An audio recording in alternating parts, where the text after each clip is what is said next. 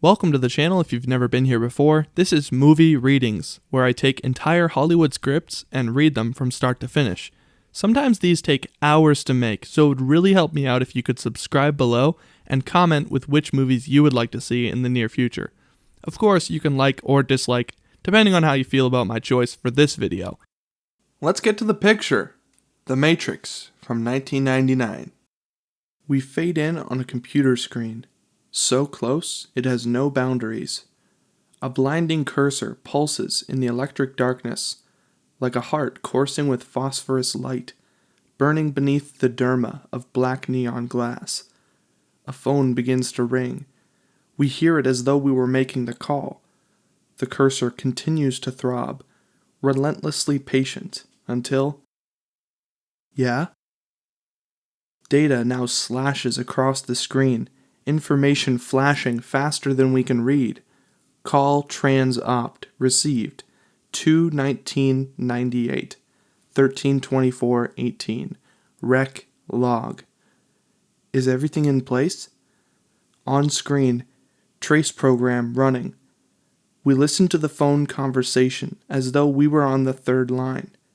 The man's name is Cypher, the woman Trinity. I said, is everything in place? The entire screen with racing columns of numbers, shimmering like green electric rivers, they rush at a 10-digit phone number in the top corner. You weren't supposed to relieve me. I know, but I felt like taking a shift. The area code is identified. The first 3 numbers suddenly fixed, leaving only 7 flowing columns. You like him, don't you? You like watching him.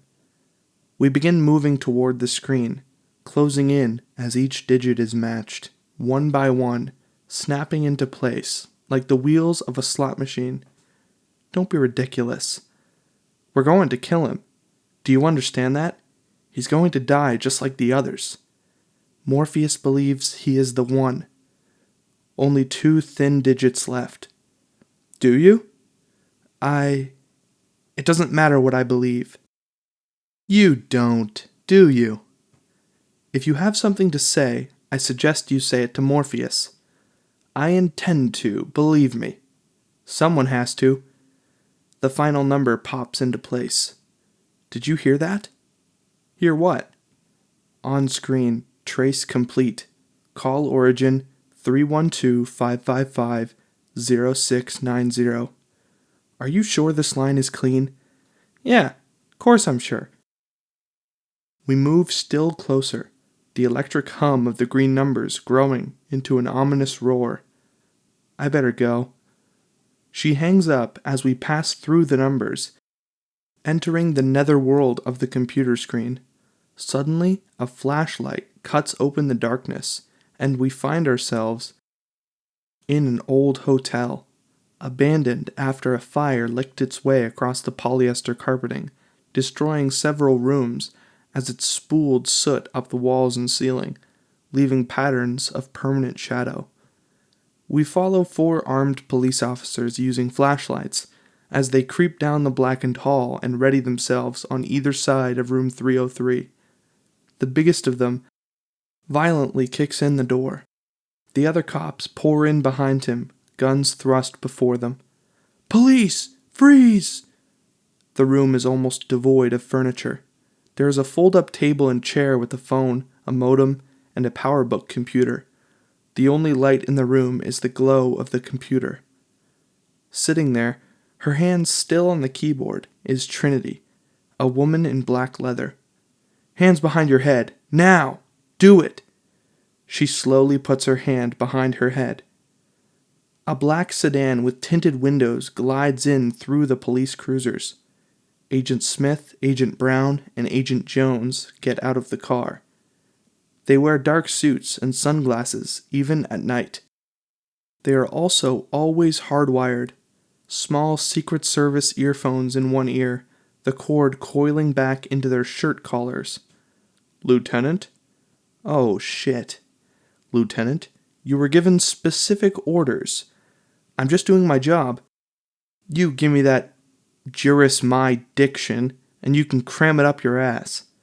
The orders were for your protection. The lieutenant laughs. I think we can handle one little girl. Agent Smith nods to Agent Brown as they start towards the hotel. I sent 2 units. They're bringing her down now. No, Lieutenant. Your men are already dead. The big cop flicks out of his cuffs, the other men holding a bead. They've done this 100 times. They know they've got her, until the big cop reaches with the cuffs, and Trinity moves. It almost doesn't register, so smooth and fast, inhumanly fast. The eye blinks, and Trinity's palm snaps up. The nose explodes, blood erupting. Her leg kicks with the force of a wrecking ball, and he flies back. A 250-pound sack of limp meat and bone that slams into the cop farthest from her. Trinity moves again, bullets raking the walls, flashlights sweeping with panic as the remaining cops try to stop a leather-clad ghost. A gun still in the cop's hand is snatched, twisted, and fired. There is a final violent exchange of gunfire, and when it's over, Trinity is the only one standing. A flashlight rocks slowly to a stop. Shit. Agent Brown enters the hotel, while Agent Smith heads for the alley. Trinity is on the phone, pacing. The other end is answered. Operator. Morpheus! The line was traced. I don't know how. I know. They cut the hard line. This line is not a viable exit. Are there any agents? Yes. God damn it! You have to focus. There is a phone, Wells and Lake. You can make it. She takes a deep breath, centering herself. All right. Go! She drops the phone. She bursts out of the room as Agent Brown enters the hall. Leading another unit of police, Trinity races to the opposite end, exiting through a broken window onto the fire escape. In the alley below, Trinity sees Agent Smith staring at her. She can only go up. On the roof, Trinity is running as Agent Brown rises over the parapet, leading the cops in pursuit. Trinity begins to jump from one roof to the next, her movements so clean, gliding in and out of each jump, contrasted to the wild jumps of the cops. Agent Brown, however, has the same unnatural grace. The roof falls away into the wide back alley. The next building is over 40 feet away, but Trinity's face is perfectly calm, staring at some point beyond the other roof. That's it. We got her now. The cops slow, realizing they are about to see something ugly, as Trinity dives at the edge, launching herself into the air. From above, the ground seems to flow beneath her as she hangs in flight, then hits, somersaulting up, still running hard. Jesus Christ, that's impossible! They stare slack-jawed as Agent Brown duplicates the move exactly, landing, rolling over a shoulder, up onto one knee. It is a dizzying chase up and over the dark plateaued landscape of rooftops and sheer cliffs of brick. Ahead, she sees her only chance, 50 feet beyond the point, where her path drops away into a paved chasm. And there is a yellow glow in the midst of a dark brick building. Trinity zeroes in on it, running as fast as she can. She hurtles herself into the empty night space, her body leveling into a dive. She falls, arm covering her head, as the whole world seems to spin on its axis. She crashes with an explosion of glass and wood, then falls onto a back stairwell, tumbling and bouncing downstairs, bleeding and broken, but still alive. She wheels on the smashed opening above, her gun instantly in her hand, trained, waiting for Agent Brown, but is met by only a slight wind that hisses against the fanged maw of broken glass. Trinity tries to move. Everything hurts. Get up, Trinity. You're fine. Get up. Just get up. She stands and limps down the rest of the stairs. Trinity emerges from the shadows of an alley, and at the end of the block, in a pool of white streetlight, she sees it. The phone booth. Obviously hurt, She starts down the concrete walk, focusing in completely, her pace quickening as the phone begins to ring. Across the street, a garbage truck suddenly U-turns, its tires screaming as it accelerates. Trinity sees the headlights of the truck arcing at the telephone booth, as if taking aim. Gritting through the pain, she races the truck, slamming into the booth, the headlights blinding brightly, bearing down on the box of plexiglass just as she answers the phone. There's a frozen instant of silence before the hulking mass of dark metal lurches up onto the sidewalk, barreling through the booth, bulldozing it into a brick wall, smashing it to a plexiglass pulp.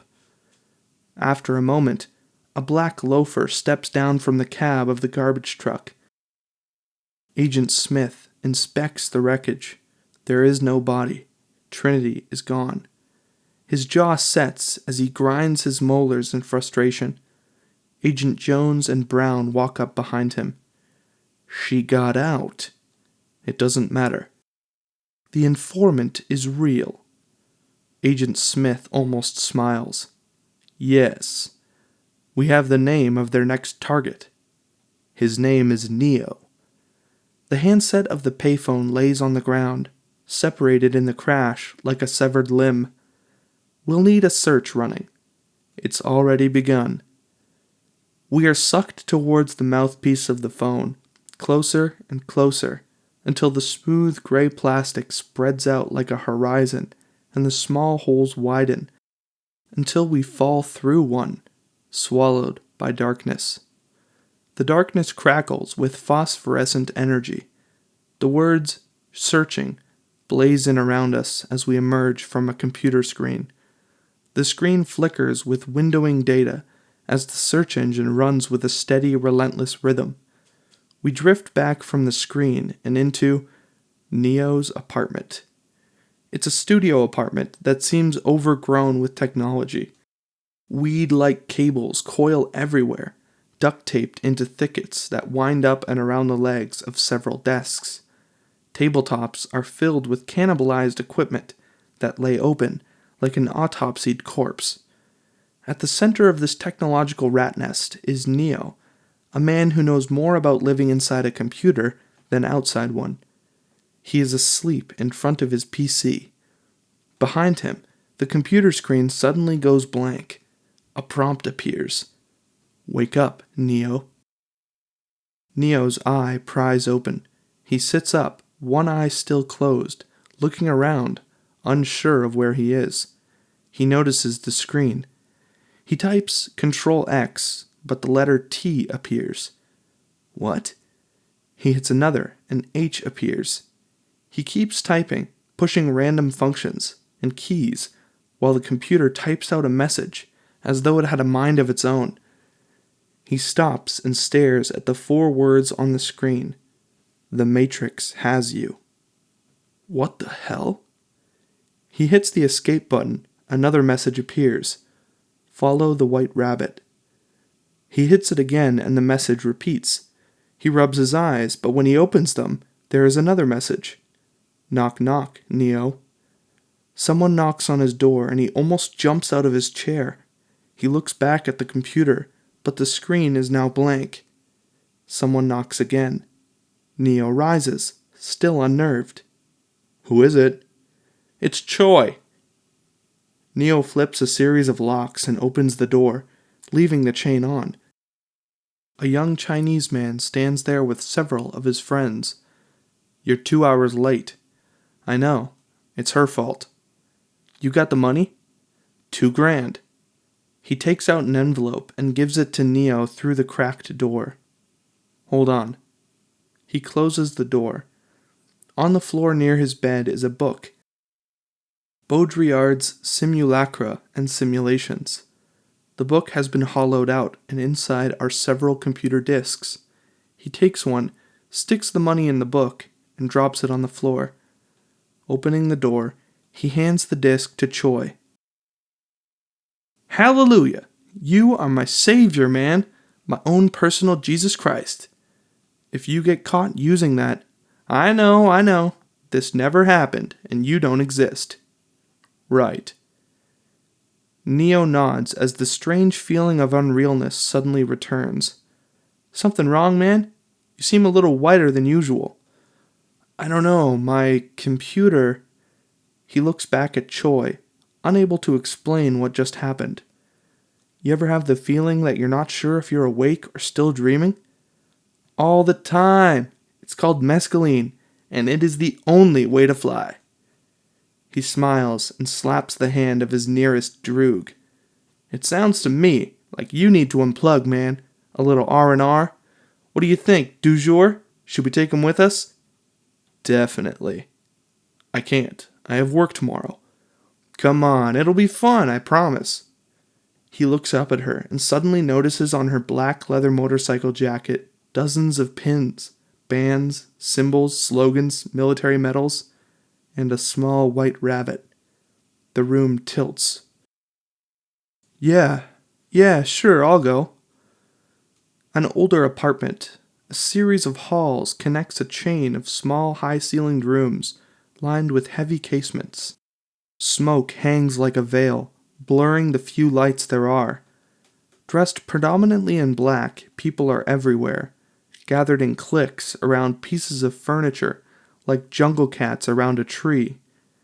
Neo stands against a wall, alone, sipping from a bottle of beer, feeling completely out of place.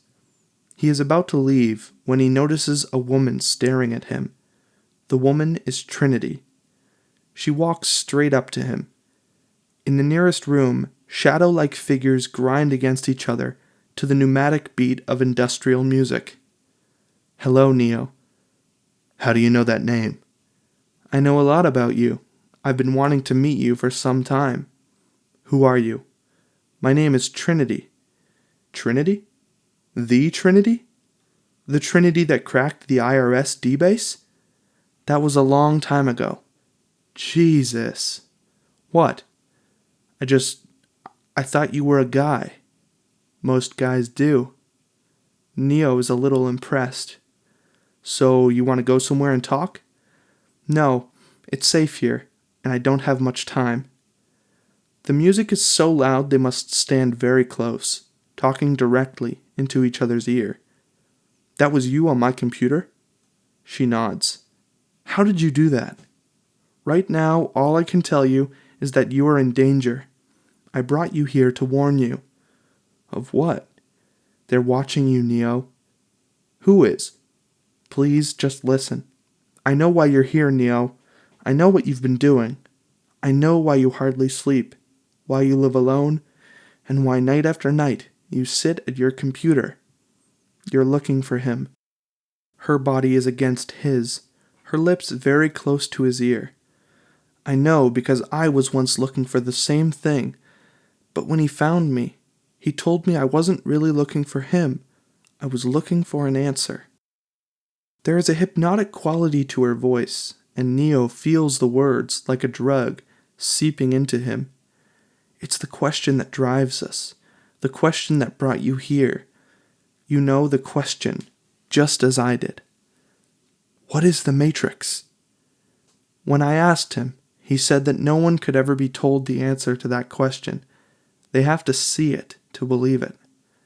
She leans closer, her lips almost touching his ear. The answer is out there, Neo. It's looking for you, and it will find you, if you want it to. She turns. He watches her melt into the shifting wall of bodies. A sound rises steadily, growing out of the music, pressing in on Neo until all we can hear is the sound of an alarm clock, slowly dragging Neo to consciousness. He strains to read the clock face. 9:15 a.m. Shit. The downtown office of MetaCortex, a software development company. The main offices are along each wall, the windows overlooking downtown. Reinhardt, the ultimate company man, lectures Neo without looking at him, typing at his computer continuously. Neo stares at two window cleaners on a scaffolding outside, dragging their rubber squeegees down the surface of the glass. You have a problem with authority, Mr. Anderson. You believe that you are special, that somehow the rules do not apply to you. Obviously, you are mistaken. His long, bony finger resumes clicking the keyboard. This company is one of the top software companies in the world because every single employee understands that they are part of a whole. Thus, if an employee has a problem, the company has a problem. He turns again. The time has come to make a choice, Mr. Anderson. Either you choose to be at your desk on time from this day forth, or you choose to find yourself another job. Do I make myself clear? Yes, Mr. Reinhardt, perfectly clear. The entire floor looks like a human honeycomb with a labyrinth of cubicles structured around a core of elevators. Thomas Anderson? Neo turns and finds a Federal Express guy at his cubicle door. Yeah, that's me. Neo signs the electronic pad, and the FedEx guy hands him a soft pack. Have a nice day. He opens the bag. Inside is a cellular phone. It seems the instant it is in his hand, it rings. Unnerved, he flips it open. Hello? Hello, Neo. Do you know who this is? Neo's knees give, and he sinks into his chair. Morpheus? I've been looking for you, Neo. I don't know if you're ready to see what I want to show you, but unfortunately, we have run out of time. They're coming for you, Neo, and I'm not sure what they're going to do. Who's coming for me? Stand up and see for yourself. Right now? Yes, now. Neo starts to stand. Do it slowly. The elevator. His head peeks up over the partition. At the elevator, he sees Agent Smith, Agent Brown, and Agent Jones, leading a group of cops. A female employee turns and points out Neo's cubicle. Neo ducks. Holy shit! Yes. One cop stays at the elevator. The others follow the agents. What the hell do they want with me? I'm not sure, but if you don't want to find out, you'd better get out of there. How? I can guide you out, but you have to do exactly what I say. The agents are moving quickly towards the cubicle. The cubicle across from you is empty. But what if... Go, now! Neo lunges across the hall, diving into the other cubicle, just as the agents turn into his row. Neo crams himself into a dark corner, clutching the phone tightly to him. Stay here for a moment. The agents enter Neo's empty cubicle. A cop is sent to search the bathroom. Morpheus's voice is a whisper in Neo's ear. A little longer. Brown is talking to another employee. When I tell you, go to the end of the row to the first office on the left. Stay as low as you can. Sweat trickles down his forehead. Now. Neo rolls out of the cubicle, his eyes popping, as he freezes right behind a cop who has just turned around. Staying crouched, he sneaks away down the row, shooting across the opening to the first office on the left. The room is empty. Good. Outside there is a scaffold. How do you know all this? Morpheus laughs quietly. The answer is coming, Neo. There is a window in front of you. Open it. He opens the window. The wind howls into the room. You can use the scaffold to get to the roof. No, it's too far away. There's a ledge. It's a short climb. You can make it. Neo looks down. The building's glass wall vertigos into a concrete chasm. No way! No way, this is crazy! There are only two ways out of this building. One is that scaffold. The other is in their custody. You take a chance either way. I leave it to you. Click. He hangs up. Neo looks at the door, then back at the scaffold. This is insane! Why is this happening to me? What did I do? I'm nobody. I didn't do anything. He climbs up onto the window ledge. Hanging onto the frame, he steps onto a small ledge. The scaffold seems even further away. I am going to die. The wind suddenly blasts up the face of the building. knocking Neo off balance. Recoiling, he clings harder to the frame, and the phone falls out of his hand. He watches as it is swallowed by the distance beneath him. This is insane. I can't do this. Forget it. He climbs back into the office just as a cop opens the door. Shit! The agents lead a handcuffed Neo out of the revolving doors, forcing his head down as they push him into the dark sedan. Trinity watches in the rearview mirror of her motorcycle. Shit. We are close on a camera monitor, a wide-angle view of a white room where Neo is sitting at a table alone. We move into the monitor, entering the room as if the monitor was a window. At the same time, the door opens and the agents enter. Agent Smith sits across from Neo. A thick manila envelope slaps down on the table. The name on the file, Anderson, Thomas, A. As you can see, we've had our eyes on you for some time now, Mr. Anderson. He opens the file. Paper rattle marks the silence as he flips several pages. Neo cannot tell if he is looking at the file or him. It seems that you have been living two lives. In one life, you are Thomas A. Anderson, program writer for a respectable software company.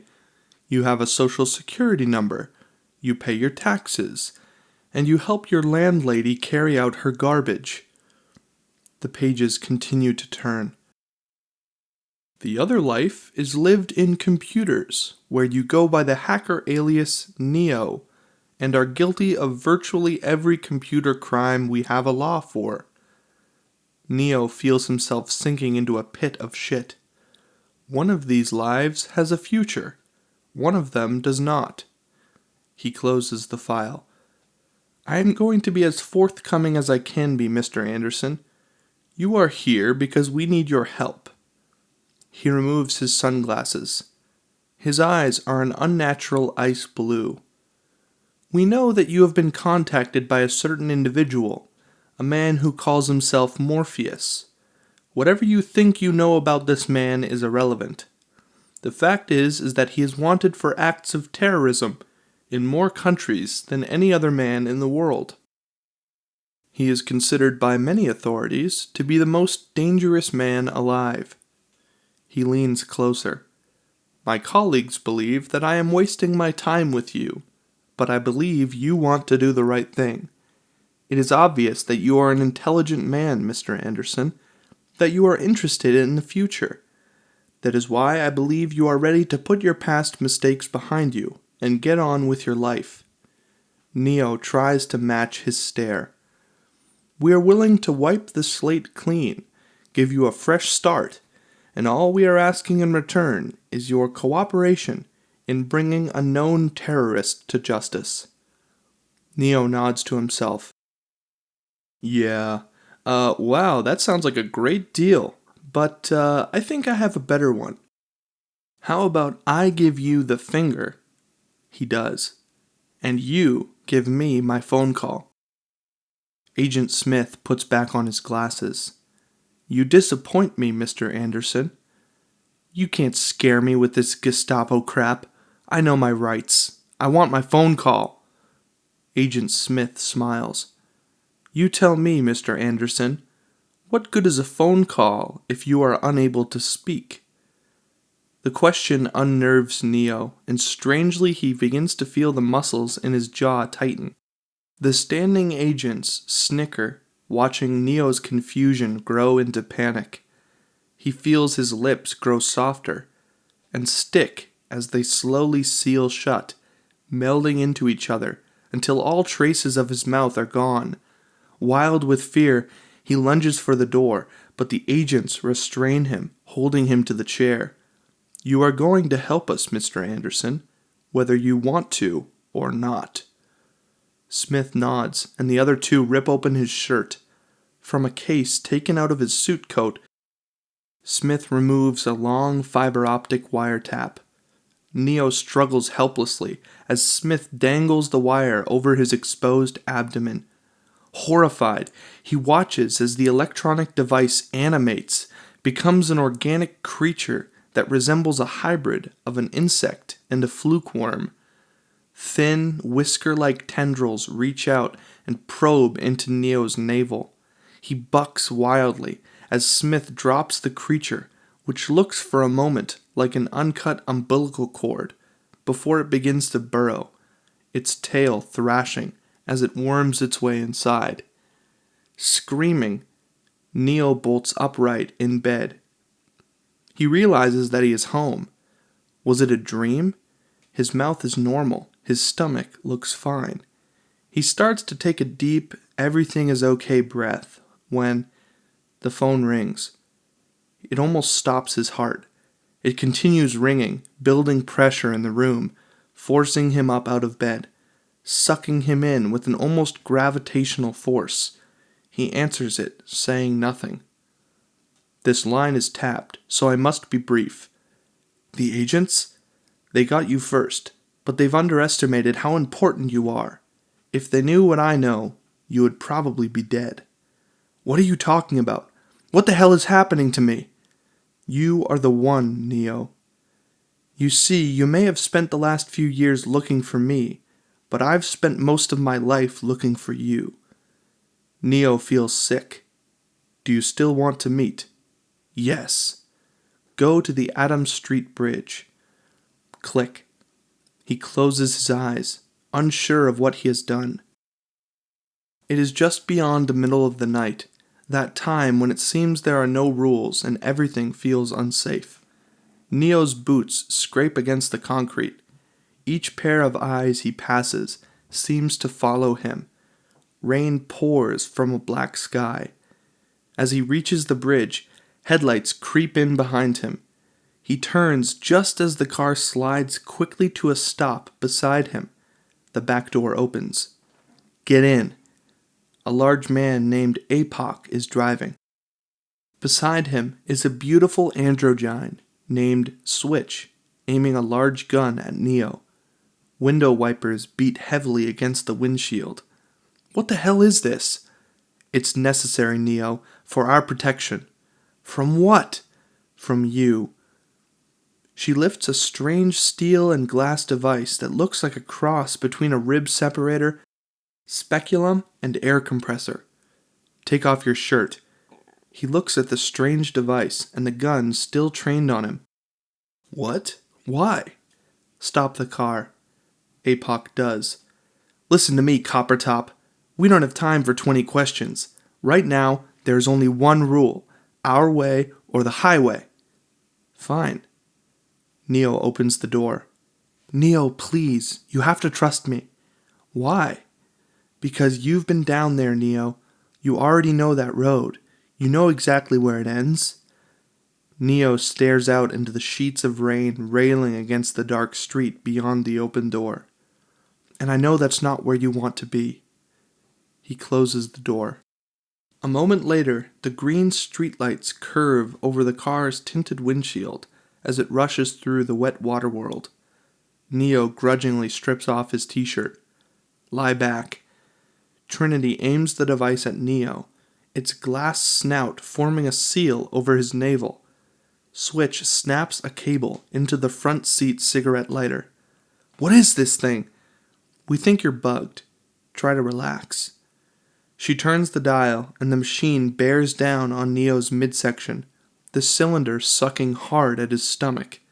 Neo screams, squinting in pain, as Trinity watches the needle on the pressure gauge climb steadily. Come on, come on! On a small monitor that projects an ultrasound-like image, we see Neo's insides begin to slither and churn. He gasps as something wiggles beneath his skin inside his stomach. It's on the move. Shit. You're gonna lose it. No, I'm not. Clear. The foreboding word hangs in Neo's ear for a moment when Trinity squeezes a trigger. Electric current hammers into Neo. Rigid convulsions take hold of him beneath the flickering car lamp until something finally rockets wetly out of Neo's stomach, through the extractor's coils. Jesus Christ, it's real? That thing is real? Trinity lifts a glass cage at the end of the tubing. Inside, the small fluke-like bug flips and squirms, its tendrils flapping against the clear walls. She unrolls the window and dumps it out. It hits the pavement with a metallic tink, reverted back into a common wiretap as the car disappears into the rainy night. The car stops in a deserted alley behind a forgotten hotel. It is a place of putrefying elegance, a rotting host of urban magotry. Trinity leads Neo from a stairwell down the hall of the 13th floor. They stop outside room 1313. This is it. Neo can hear his own heart pounding. Let me give one piece of advice. Be honest. He knows more than you can possibly imagine. Across the room, a dark figure stares out of the tall windows, veiled with decaying lace. He turns, and his smile lights up the room. A dull roar of thunder shakes the old building. At last. He wears a long black coat, and his eyes are invisible behind circular mirrored glasses. He strides to Neo, and they shake hands. Welcome, Neo. As you have no doubt guessed, I am Morpheus. It's an honor. No, the honor is mine. Please, come, sit. He nods to Trinity, and she exits through a door to an adjacent room. They sit across from one another in their cracked burgundy leather chairs. I imagine right now you must be feeling a little bit like Alice, tumbling down the rabbit hole. You could say that. I can see it in your eyes. You have the look of a man who accepts what he sees because he is expecting to wake up. A smile, razor thin, curls the corner of his lips. Ironically, this is not far from the truth, but I'm getting ahead of myself. Can you tell me, Neo, why you are here? You're Morpheus. You're a legend. Most hackers would die to meet you. Yes, thank you. But I think we both know there's more to it than that. Do you believe in fate, Neo? No. Why not? Because I don't like the idea that I'm not in control of my life. I know exactly what you mean. Again, that smile that could cut glass. Let me tell you why you are here. You have come because you know something. What you know you can't explain, but you feel it. You've felt it your whole life. Felt that something is wrong with the world. You don't know what, but it's there, like a splinter in your mind, driving you mad. It is this feeling that has brought you to me. Do you know what I'm talking about? The Matrix. Do you want to know what it is? Neo swallows hard and nods. The Matrix is everywhere. It's all around us, even here in this room. You can see it out your window or on your television. You feel it when you go to work, or go to church, or pay your taxes. It is the world that has been pulled over your eyes to blind you from the truth. What truth? That you are a slave, Neo. Like everyone else, you are born into bondage, kept inside a prison that you cannot smell, taste, or touch. A prison for your mind. The leather creaks as he leans back. Unfortunately, no one can be told what the Matrix is. You have to see it for yourself. Morpheus opens his hands. In the right is a red pill, on the left a blue pill. This is your last chance. After this, there is no going back. You take the blue pill, and the story ends. You wake in your bed, and you believe whatever you want to believe. The pill in his open hands are reflected in the glasses. You take the red pill, you stay in Wonderland, and I show you how deep the rabbit hole goes. Neo feels the smooth skin of the capsules, the moisture growing in his palms. Remember, all I am offering you is the truth, nothing more. Neo opens his mouth and swallows the red pill. The Cheshire smile returns. Follow me. He leads Neo into the other room, which is cramped with high-tech equipment, glowing ash blue and electric green from the racks of monitors. Trinity, APOC, Switch, and Cypher look up as they enter. APOC, are we online? Almost. He and Trinity are working quickly, hardwiring a complex system of monitors, modules, and drives. Neo, time is always against us. Will you take a seat there? Neo sits in a chair in the center of the room, and Trinity begins gently fixing white electrode discs to him. Near the chair is an old oval dressing mirror that is cracked. He whispers to Trinity, "You did all this?" She nods, placing a set of headphones over his ears. They are wired to an old hotel phone. The pill you took is part of a trace program. It's designed to interrupt your input-output carrier signal so we can pinpoint your location. What does that mean? It means buckle up, Dorothy, 'cause Kansas is going bye-bye. Distantly through the earphones, he hears APOC pounding on the keyboard. Sweat beads on his face. His eyes blink and twitch when he notices the monitor. Wide-eyed, he stares as it begins to heal itself, a webwork of cracks that slowly run together as though the mirror were becoming liquid. Do you... Cypher works with APOC, checking reams of phosphorescent data. Trinity monitors Neo's electric vital signs. Neo reaches out to touch the mirror, and his fingers disappear beneath the rippling surface. Quickly, he tries to pull his fingers out, but the mirror stretches in long rubbery strands like mirrored taffy stuck to his fingertips. Have you ever had a dream, Neo, that you were so sure was real? A flash of lightning flickers white-hot against Neo. This can't be. Be what? Be real? The strands thin like rubber cement as he pulls away, until the fragile wisps of mirror thread break. What if you were unable to wake from that dream, Neo? How would you know the difference between the dream world and the real world? Neo looks at his hands, fingers distended into mirrored icicles that begin to melt rapidly, dripping, running like wax down his fingers, spreading across his palm where he sees his face reflected. Uh-oh. It's going into replication. APOC? Still nothing. Morpheus takes out a cell phone and dials a number. Tank, we're going to need the signal soon. The mirror gel seems to come to life, racing and crawling up his arm like hundreds of insects. The mirror creeps up his neck as Neo begins to panic, tipping his head as though he were sinking into the mirror, trying to keep his mouth up. It's cold! I got fibrillation! Shit! APOC? Streams of mercury run from Neo's nose. Targeting, almost there. An alarm on Trinity's monitor erupts. He's going into arrest. Look, I got him! Now, Tank, now!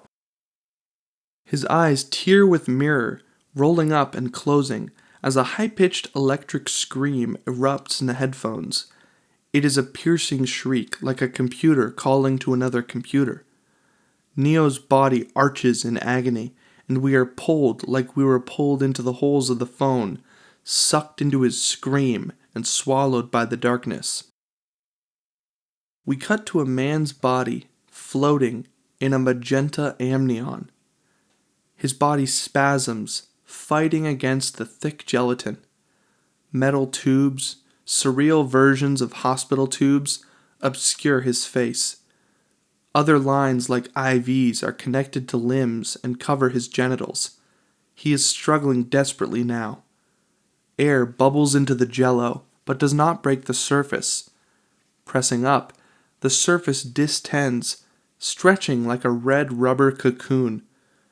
Unable to breathe, he fights wildly to stand, clawing at the thinning elastic shroud until it ruptures, a hole widening around his mouth as he sucks for air.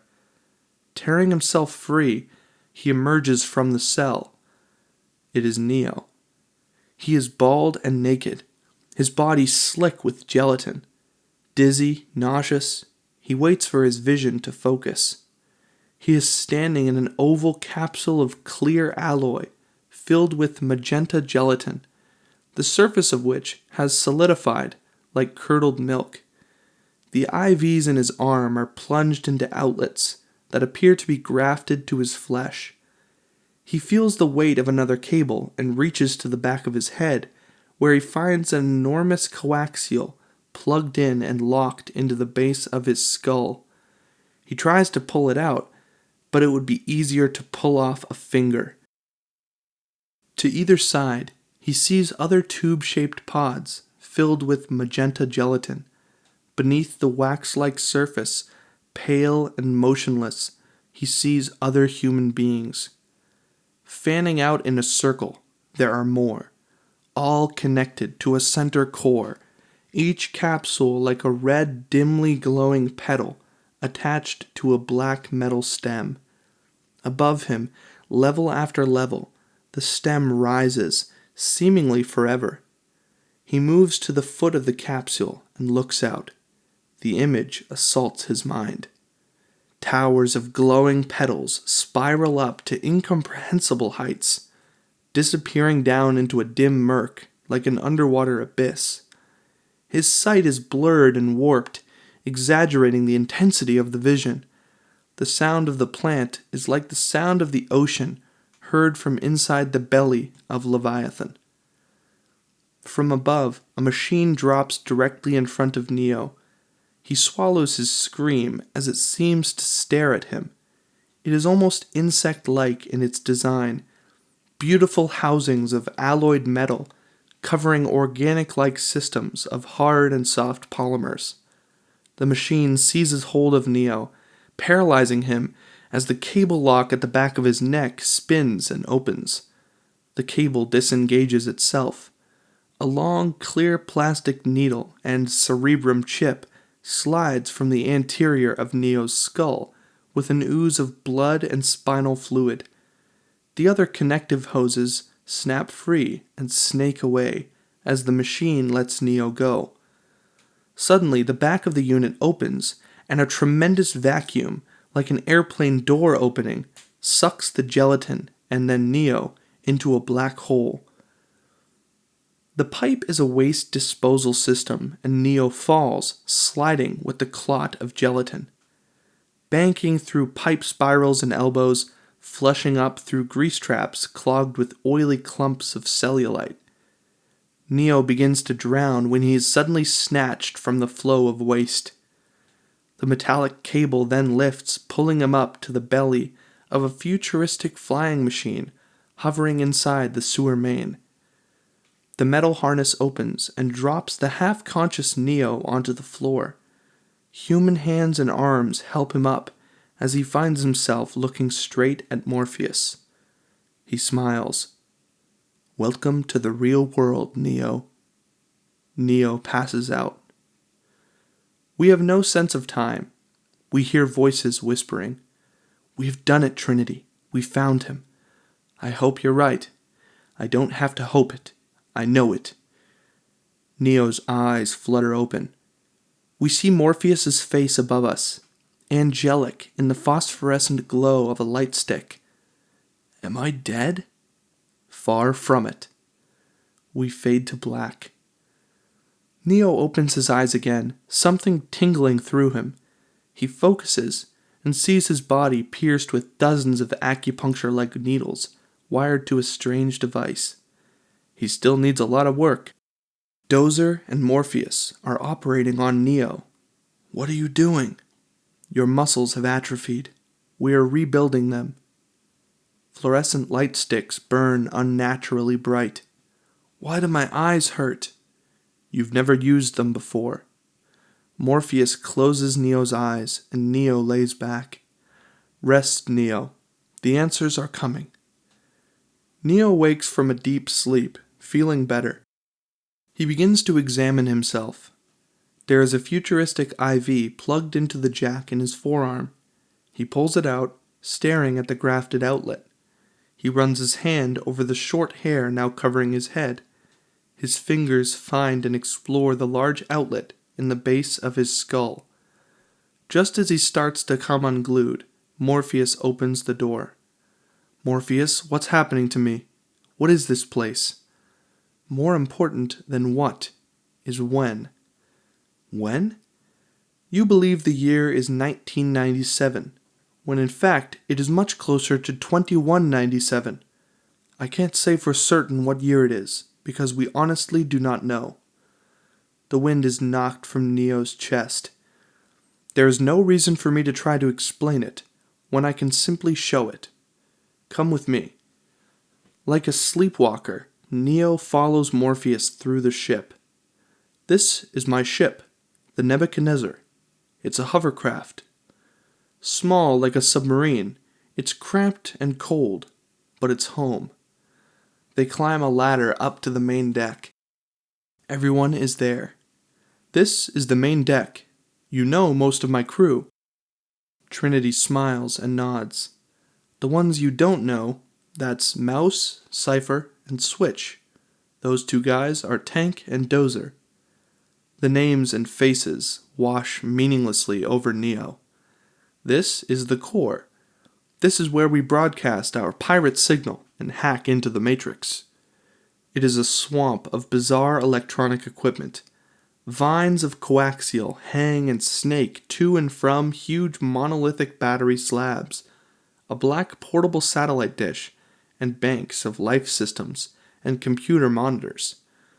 At the center of the web, there are 6 ectoskeleton chairs made of polyalloy frame and suspension harnesses. Near the circle of chairs is the control console and the operator's station where the network is monitored. You want to know what the Matrix is, Neo? The answer is right here. He touches the back of Neo's head. Help him, Trinity. Neo allows himself to be helped into one of the chairs. He feels Morpheus guiding a coaxial line into the jack at the back of his head.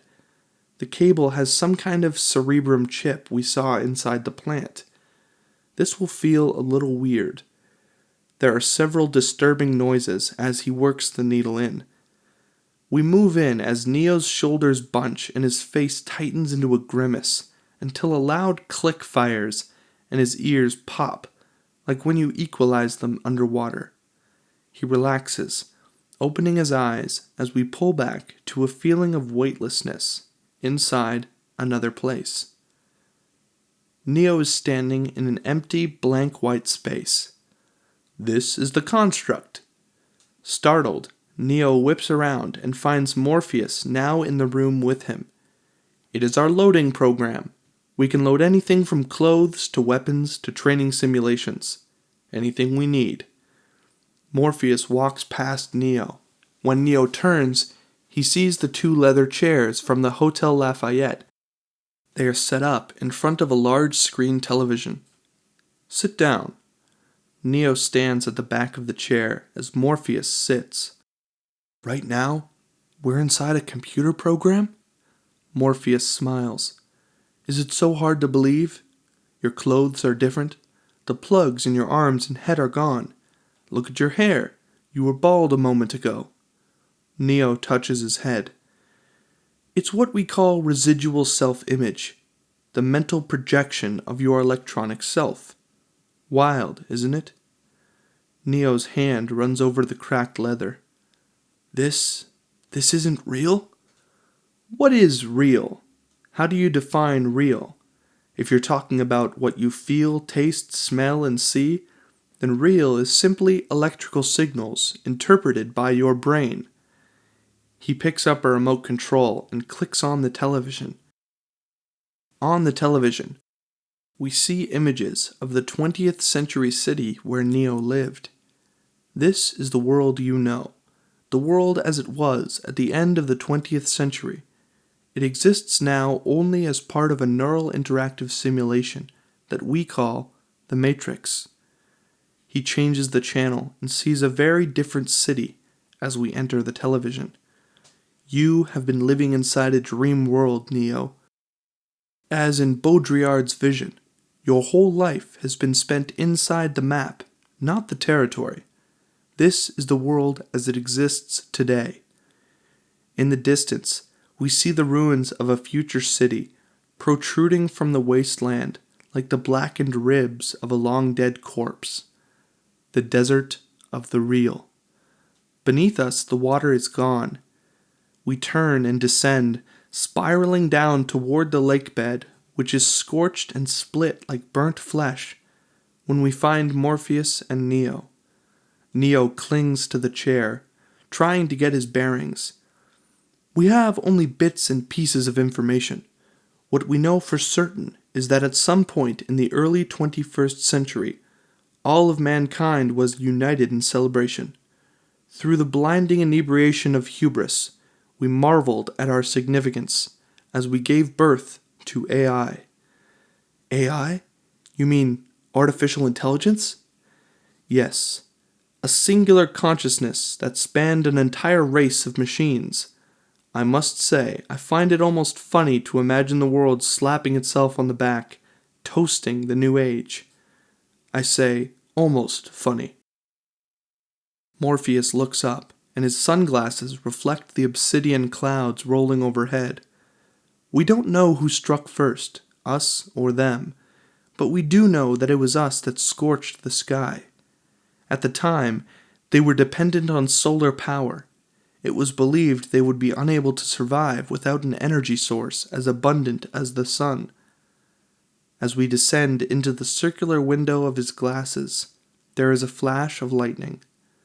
Throughout human history, we have been dependent on machines to survive. Fate, it seems, is not without a sense of irony. On the flash, we pull back from the darkness, which reveals itself to be the black eye of a fetus. The machines discovered a new form of fusion. All they needed was a small electrical charge to initiate the reaction. The fetus is suspended in placenta-like husk, where its malleable skull is already growing around the brain jack. The human body generates more bioelectricity than a 120-volt battery and over 25,000 BTUs of body heat. The husk hanging from a stalk is plucked by a thresher-like farm machine. There are fields, endless fields, where human beings are no longer born, we are grown. We rise up, the field stretching in every direction to the horizon, lightning tearing open the sky as the harvester sweeps past us. From the yawning black of the waistport, we begin to pull back as it snaps shut.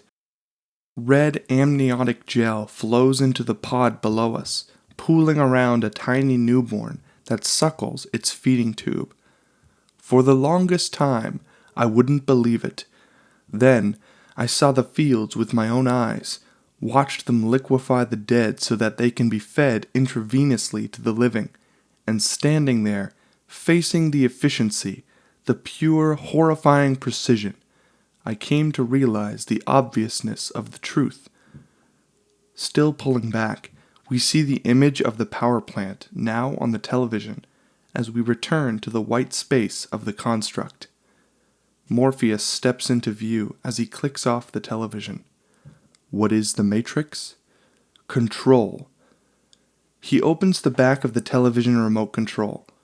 The Matrix is a computer-generated dream world built to keep us under control in order to change a human being into this. He holds up a copper-top battery. No, I don't believe it. It's not possible. I didn't say that it would be easy, Neo. I said that it would be the truth. Stop! Let me out! I want out!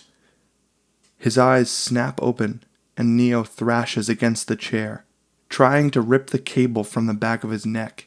Get this thing out of me! Easy, Neo, easy. Dozer holds him while Trinity unlocks it. Once it's out, he tears away from them, falling as he trips free of the harness. Don't touch me! Get away from me!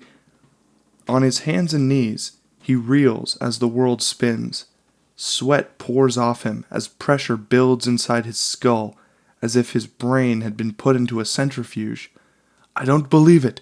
I don't believe it. He's gonna pop.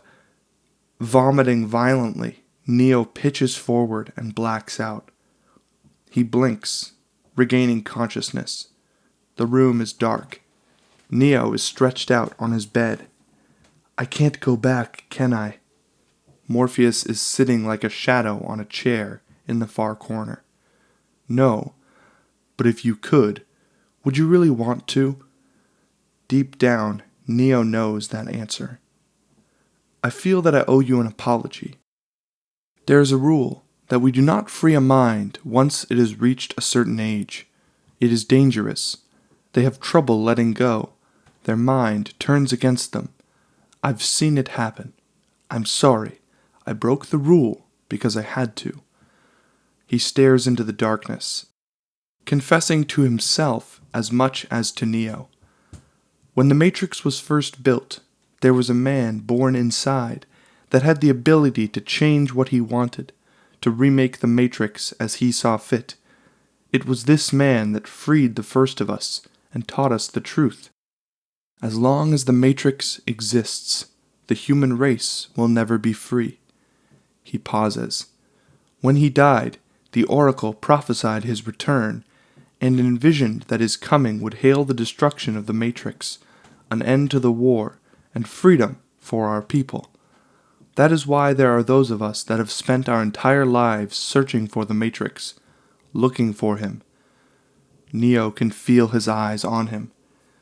I did what I did because I believe that search is over. He stands up. Get some rest. You're going to need it. For what? Your training. There is no morning. There is only darkness. Then the fluorescent light sticks flicker on. Neo is awake in his bed, staring up at the lights. The door opens and Tank steps inside. Morning. Did you sleep? No. You will tonight. I guarantee it. I'm Tank. I'll be your operator. He offers his hand and Neo shakes it. He notices that Tank doesn't have any jacks. You don't have any holes? Nope. Me and my brother Dozer, we are 100% pure, old-fashioned, homegrown human. Born free, right here in the real world. Genuine child of Zion. Zion?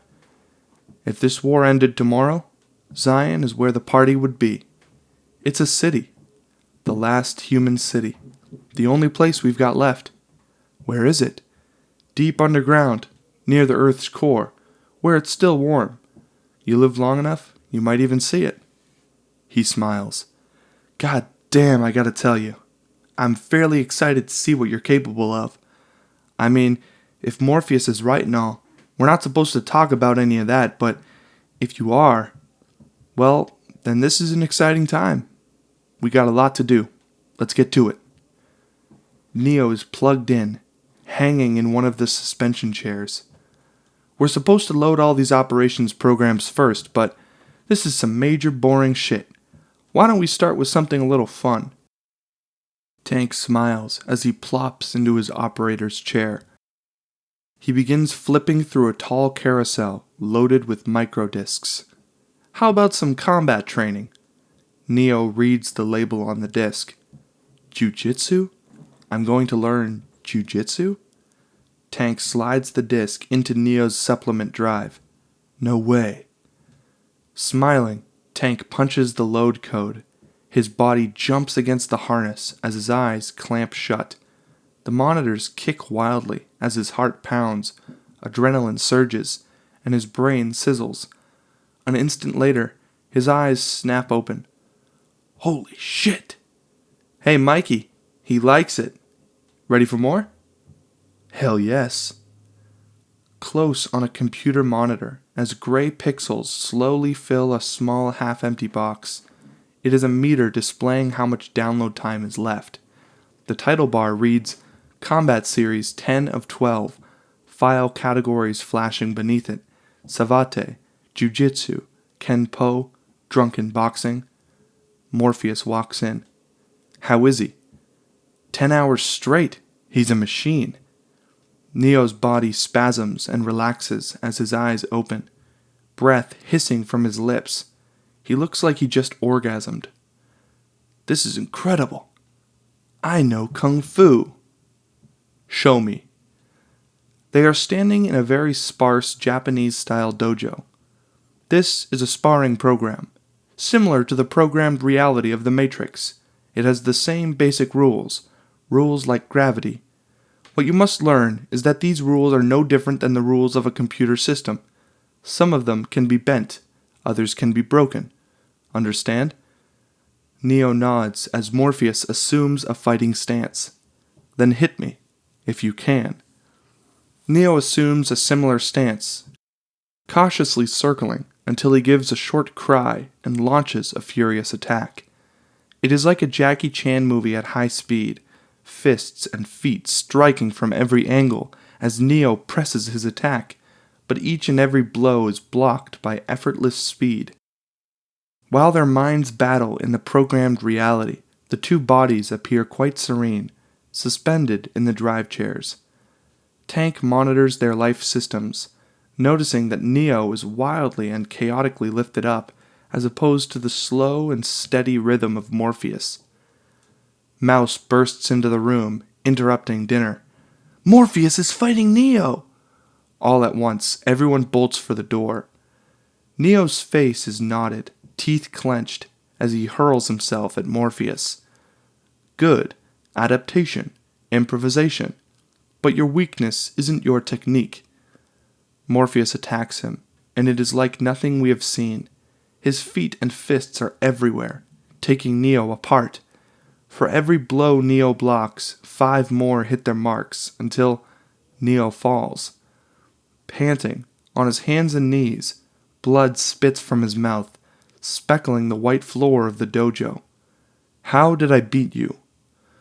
You're too fast. Do you think my being faster or stronger has anything to do with my muscles in this place? Neo is frustrated, still unable to catch his breath. Do you believe that's air you're breathing now? Neo stands, nodding slowly. Again. Their fists fly with pneumatic speed. Everyone is gathered behind Tank, watching the fight, like watching a game of Mortal Kombat. Jesus Christ, he is fast. Look at his neural kinetics. They're way above normal. Morpheus begins to press Neo, countering blows while slipping in several stinging slaps. Come on, Neo. What are you waiting for? You're faster than this. Don't think you are. Know you are. Whack! Morpheus cracks Neo again. Neo's face twists with rage as the speed of the blows rises like a drum solo. Come on! Stop trying to hit me and just hit me!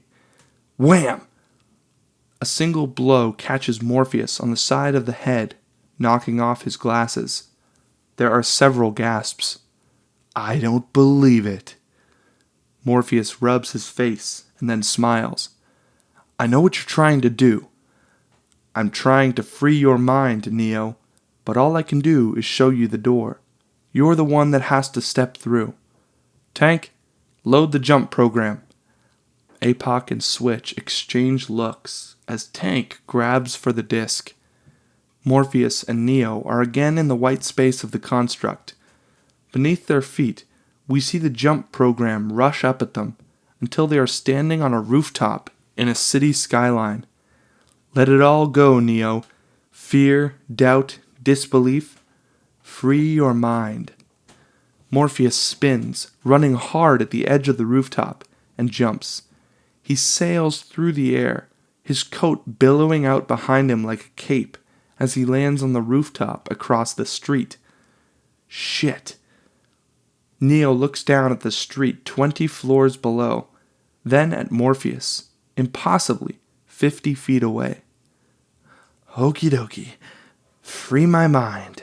Right, no problem. He takes a deep breath and starts to run. At the main deck, everyone is transfixed. What if he makes it? No way. It's impossible. No one's ever made their first jump. I know, but what if he does? He won't. Trinity stares at the screen. her fists clenching as she whispers, "Come on." Summoning every ounce of strength in his legs, Neo launches himself into the air in a single maniacal shriek, but comes up drastically short. His eyes widen as he plummets. Stories fly by, the ground rushing up at him, but as he hits, the ground gives way, stretching like a trapeze net. He bounces and flips, slowly coming to a rest flat on his back.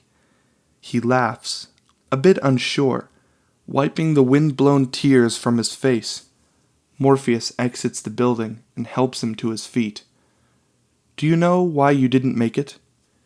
"Because I didn't think I would?" Morpheus smiles and nods. They break up at the main deck. "What does it mean?" "It doesn't mean anything. Everyone falls the first time, right, Trinity?" But Trinity has already left. Neo's eyes open as Tank eases the plug out. He tries to move and groans, cradling his ribs. While Tank helps Morpheus, Neo spits blood into his hand. "I thought it wasn't real." "Your mind makes it real." Neo stares at the blood. "If you are killed in the Matrix, do you die here?" "The body cannot live without the mind." Trinity enters from the hall, carrying a tray of food. "Neo, I saved you some dinner." She sees him passed out on the bed. She sets the tray down and pulls the blanket over him. She pauses, her face close to his, then inhales slightly, breathing in the scent of him before slowly pulling away. Trinity steps out of Neo's room to find Cypher watching her. "I don't remember you ever bringing me dinner." Trinity says nothing. "There's something about him, isn't there?" "Don't tell me you're a believer now." "I just keep wondering if Morpheus is so sure, why doesn't he take him to the Oracle? She would know." "Morpheus will take him when he's ready." She turns and he watches her walk away. Morpheus moves effortlessly through a crowded downtown street, while Neo struggles to keep up, constantly bumped and shouldered off the path. The Matrix is a system, Neo. That system is our enemy. But when you are inside and look around, what do you see? Businessmen, lawyers, teachers, carpenters. The minds of the very people we are trying to save. But until we do, these people are still a part of the system, and that makes them our enemy. A cop writing a parking ticket stares at Neo from behind his sunglasses. You have to understand that most of these people are not ready to be unplugged. Many of them are so inured, so hopelessly dependent on the system, that they will fight to protect it. A beautiful woman in a red dress smiles at Neo as he walks by. "Were you listening to me, Neo? Or were you looking at the woman in the red dress?" "I was..." "Look again." Neo turns just as Agent Smith levels a gun at his face. Neo screams, "Freeze it!" Everything except Morpheus and Neo freezes. This isn't the Matrix?" "No. It's another training program designed to teach you one thing. If you are not one of us, you are one of them." "What are they?" "Sentient programs. They can move in and out of any software still hardwired to their system. That means that anyone we haven't unplugged is potentially an agent. Inside the Matrix, they are everyone and they are no one." Neo stares at the agent.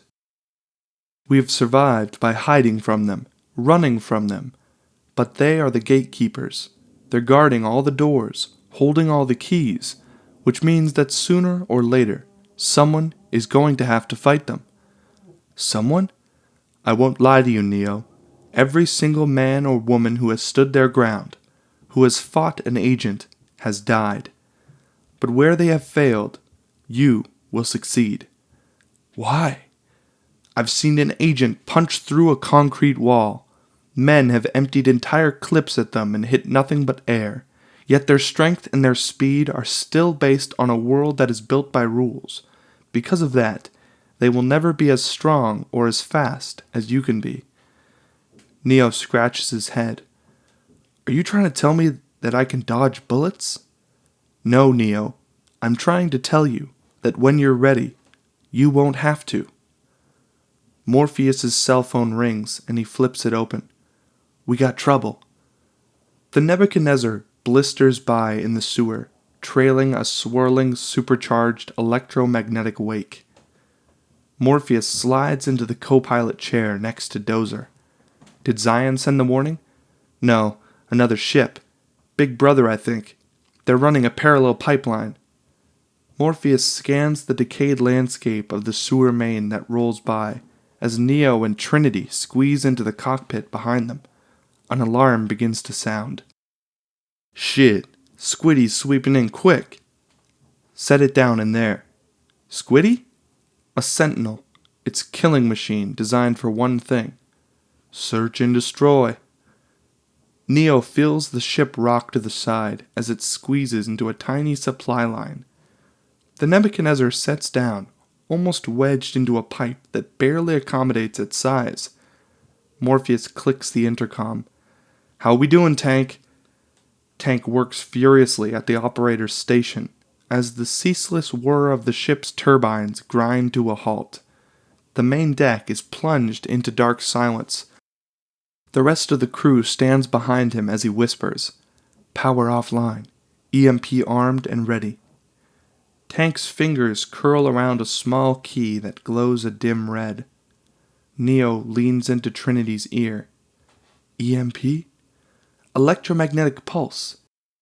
It disables any electric systems in the blast radius. It's the only weapon we have against the machines. Dozer looks up.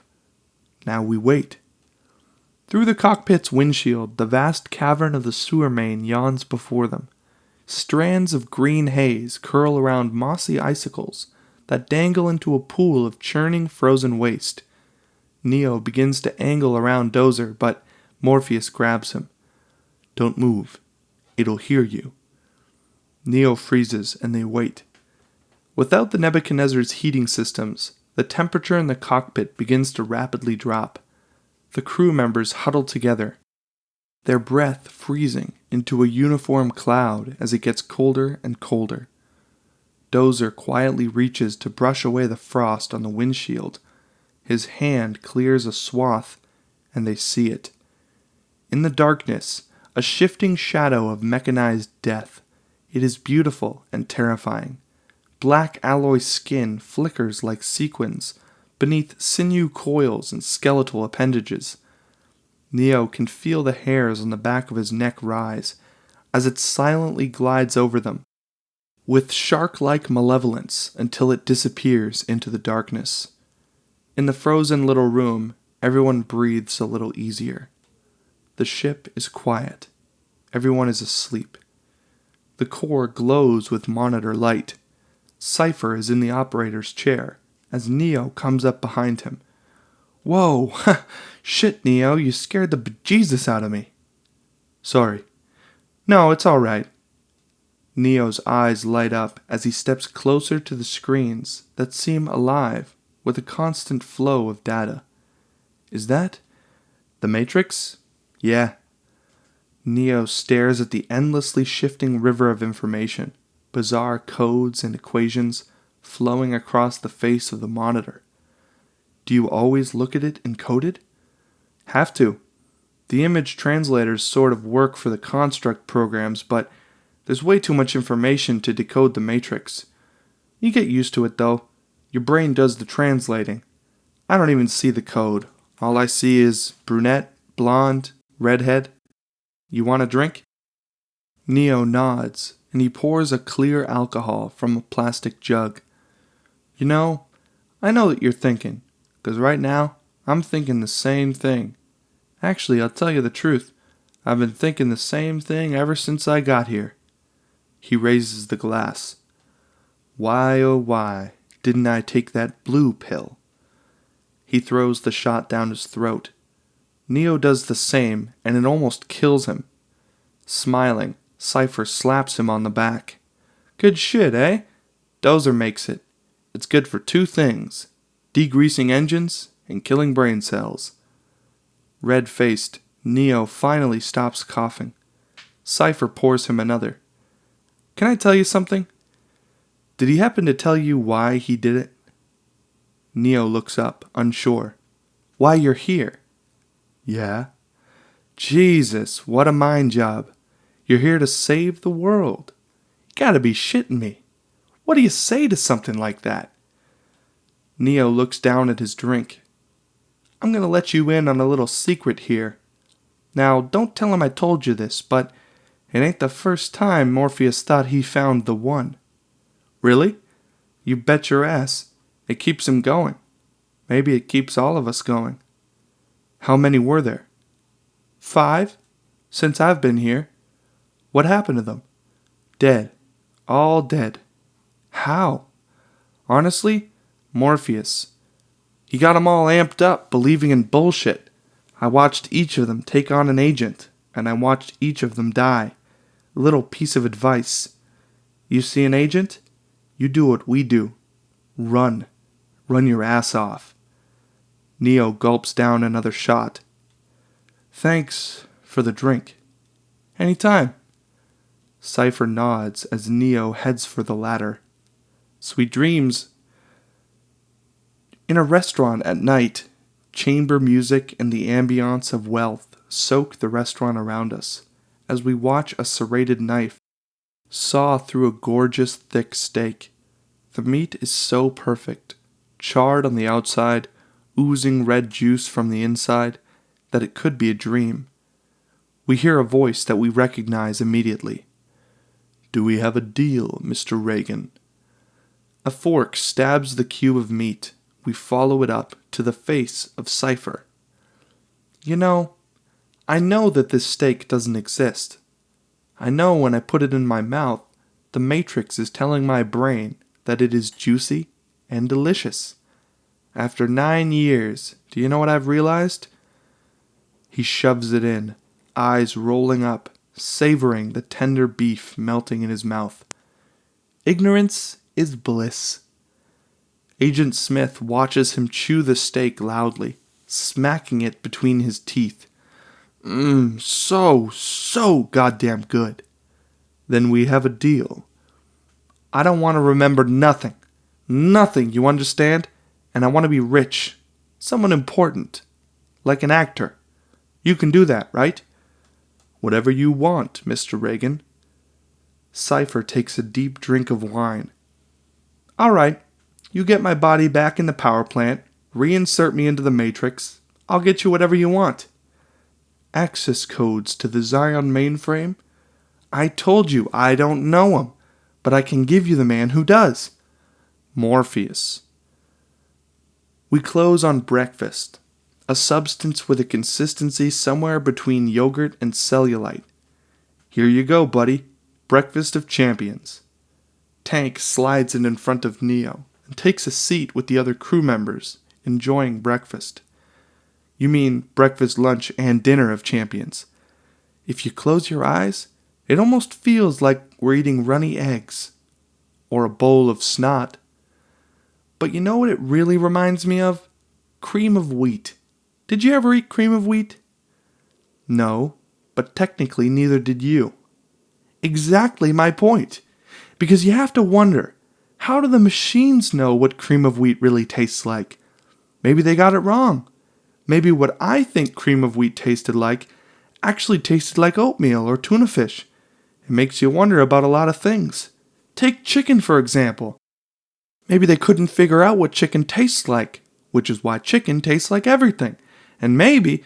Shut up, mouse. Neo scoops up a spoonful.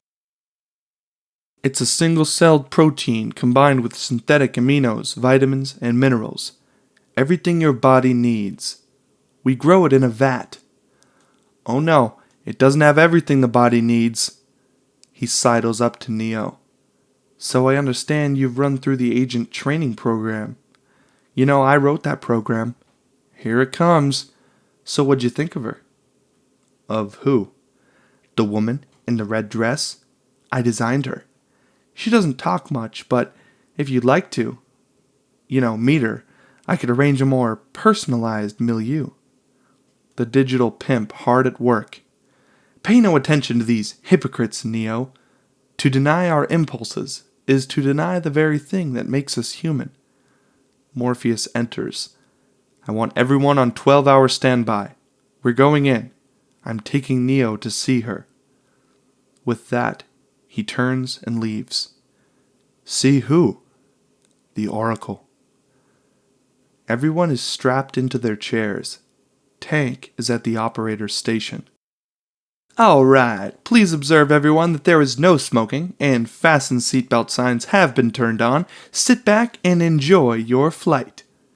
He strikes the enter key, and we rush clockwise over the chairs, each body reacting as we, spinning counterclockwise around an old phone that rings inside an empty room, until we spin full circle and find everyone now standing there.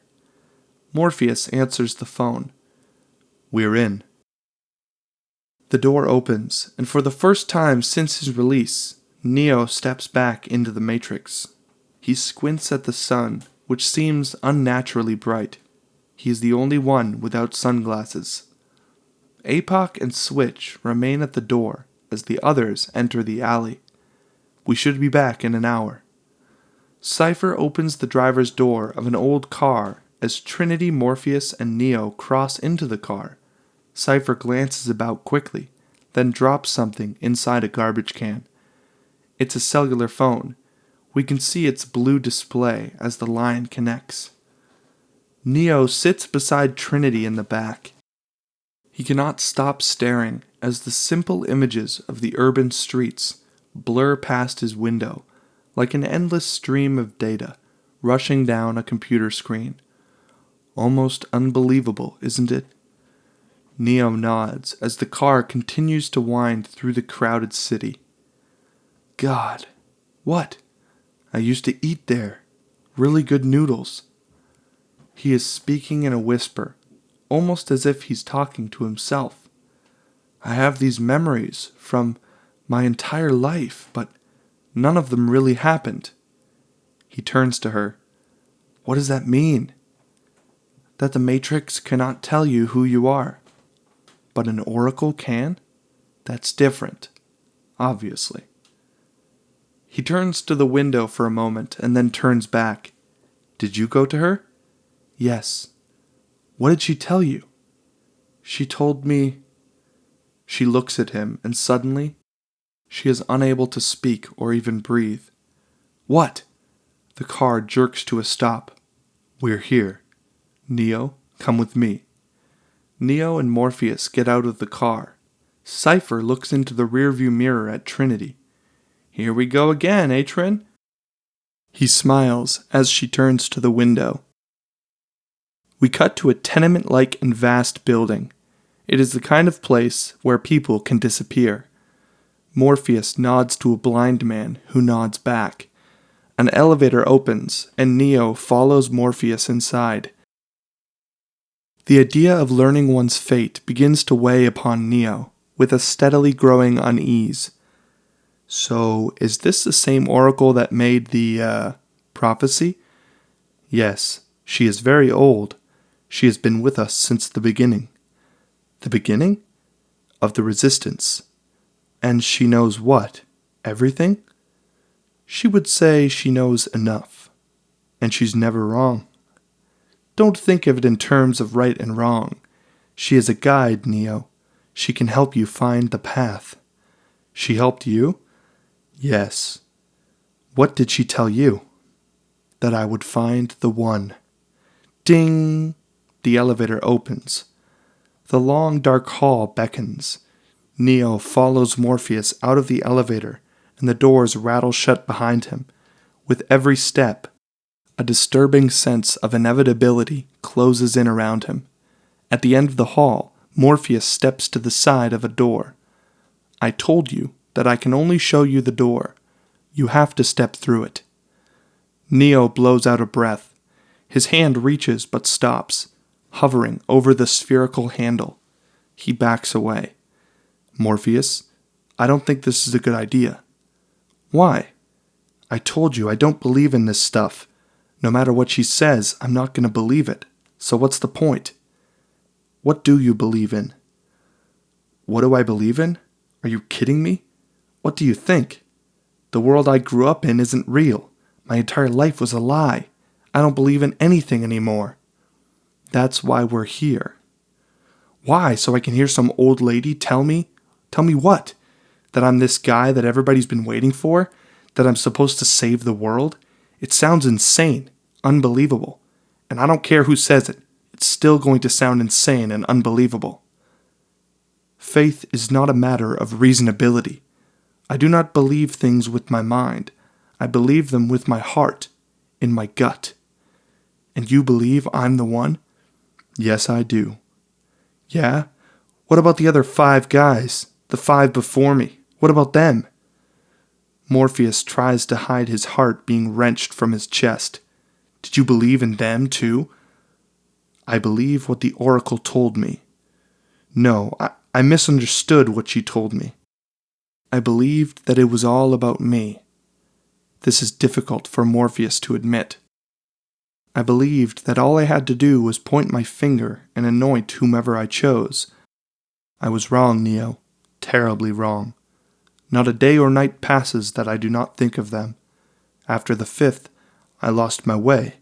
I doubted everything the oracle had said. I doubted myself. He looks up at Neo. And then I saw you, Neo, and my world changed. You can call it an epiphany. You can call it whatever the hell you want. It doesn't matter. It's not about a word. It's about this. So I can't explain it to you. All I can do is believe, Neo. Believe that one day you will feel what I felt, and know what I know. You are the 6th and the last. You are the one. His eyes blaze. Until that time, all I am asking from you is for you to hold on to whatever respect you may have for me, and trust me. Neo feels a rush from Morpheus's intensity, the unadulterated confidence of a zealot. All right. He reaches for the handle, which turns without him even touching it. A woman wearing white opens the door. Hello, Neo. You're right on time. It seems particularly normal inside the Oracle's apartment. Make yourself at home, Morpheus. Thank you. Neo, come with me. She leads Neo down another hall and into what appears to be a family room. There is another woman in white sitting on a couch watching a soap opera. Scattered about the room are 6 children. Some of them are playing, others are deep in meditation. All of them exude a kind of Zen calm. These are other potentials. You can wait here. Neo watches a little girl levitate wooden alphabet blocks. Closer to him, a skinny boy with a shaved head holds a spoon, which sways like a blade of grass. In front of him is a pile of spoons, bent and twisted into knots. Neo crosses to him and sits. The boy smiles and hands Neo the spoon, which is now perfectly straight. Do not try to bend this spoon. That is impossible. Instead, only try to realize the truth. What truth? That there is no spoon. Neo nods, staring at the spoon. There is no spoon. Then you will see that it is not the spoon that bends. It is only yourself. The entire room is reflected inside the spoon. As Neo stares into it, it slowly begins to bend until a hand touches his shoulder. The Oracle will see you now. Spoon Boy smiles. An old woman is huddled beside the oven, peering inside through a cracked door. Hello? I know. You're Neo. Be right with you. You're the Oracle? Bingo. Not quite what you were expecting, right? I gotta say, I love seeing you non-believers. Always a pip. Almost done. Smell good, don't they? Yeah. I'd ask you to sit down, but you're not going to anyway. And don't worry about the vase. What vase? He turns to look around, and his elbow knocks a vase from the table. It breaks against the linoleum floor. That vase. Shit, I'm sorry. She pulls out a tray of chocolate chip cookies and turns. She is an older woman wearing big oven mitts, comfortable slacks, and a print blouse. She looks like someone's grandma. I said don't worry about it. I'll get one of my kids to fix it. How did you know? She sets the cookie tray on a wooden hot pad. What's really going to bake your noodle later on is, would you still have broken it if I hadn't said anything? Smiling, she lights a cigarette. You're cuter than I thought. I see why she likes you. Who? Not too bright, though. She winks. You know why Morpheus brought you to see me? He nods. So, what do you think? You think you're the one? Honestly, I don't know. She gestures to a wooden plaque, the kind every kitchen has, except the words are in Latin. You know what it means? It's Latin. It means, know thyself. I'm going to let you in on a little secret. Being the one is just like being in love. Nobody can tell you you're in love. You just know it, through and through. Balls to bones. She puts her cigarette down. Well, I better have a look at you. Open your mouth. Say, ah. She widens her eyes, checks his ears, then feels the glands in his neck. She nods and then looks at his palms. Okay, now I'm supposed to say, that's interesting. But then you say, but what? But you already know what I'm going to tell you. I'm not the one. Sorry, kid. You got the gift, but it looks like you're waiting for something. What? Your next life, maybe. Who knows? That's how these things go. Neo almost has to laugh. What's funny? Morpheus. He almost had me convinced. I know. Poor Morpheus. Without him, we are lost. What do you mean without him? The oracle takes a long drag, regarding Neo with the eyes of a sphinx. Are you sure you want to hear this? Neo nods. Morpheus believes in you, Neo, and no one, not you or even me, can convince him otherwise. He believes it so blindly that he's going to sacrifice his life to save yours. What? You're going to have to make a choice. In one hand, you will have Morpheus's life. In the other hand, you will have your own. One of you is going to die. Which one will be up to you? Neo can't breathe. I'm sorry, kiddo. I really am. You have a good soul, and I hate giving good people bad news. But don't worry. As soon as you walk out that door, you'll start feeling better. You'll remember that you don't believe in any of this fate crap. You're in control of your own life, remember? He tries to nod as she reaches for the tray of cookies. Here, take a cookie. I promise by the time you're done eating it, you'll feel right as rain. Neo takes a cookie, the tightness in his chest slowly beginning to fade. Morpheus rises from the couch as the priestess escorts Neo out. When they are alone, Morpheus puts his hand on Neo's shoulder. You don't have to tell anyone what she told you. What was said for you and you alone. Neo nods and takes a bite of his cookie. Neo and Morpheus get in the car. Let's go. Cypher looks into the rearview mirror at Neo. Well, good news or bad news? Not now, Cypher. Cypher slaps the car in gear and pulls into traffic. Trinity looks at Neo, who is staring at the final bit of the cookie. He puts it in his mouth and chews. Are you all right? Right as rain. Mouse's cellular phone rings. Welcome to Movie Phone. They're on their way. As they get out of the car, Cypher smiles at Neo. Like the man says, welcome to the real world. Cypher, following the others into the hotel, nervously glances around, wiping the sweat from his forehead. Sweat rolls down his face and neck. At the operator's station, Tank is typing rapidly. What is that? Light filters down the throat of the building. Through a caged skylight at the top of the open elevator shaft, 6 figures glide up the dark stairs that wind around the antique elevator. Neo notices a black cat, a yellow green-eyed shadow that slinks past them and pads quickly down the stairs. A moment later, Neo sees another black cat that looks and moves identically to the first one. Whoa, deja vu. Those words stop the others dead in their tracks. The monitors suddenly glitch as though the Matrix had an electronic seizure. Oh shit, oh shit. Trinity turns around, her face tight. What did you just say? Nothing, just had a little deja vu. What happened? What did you see? A black cat went past us, and then I saw another that looked just like it. How much like it? Was it the same cat? It might have been. I'm not sure.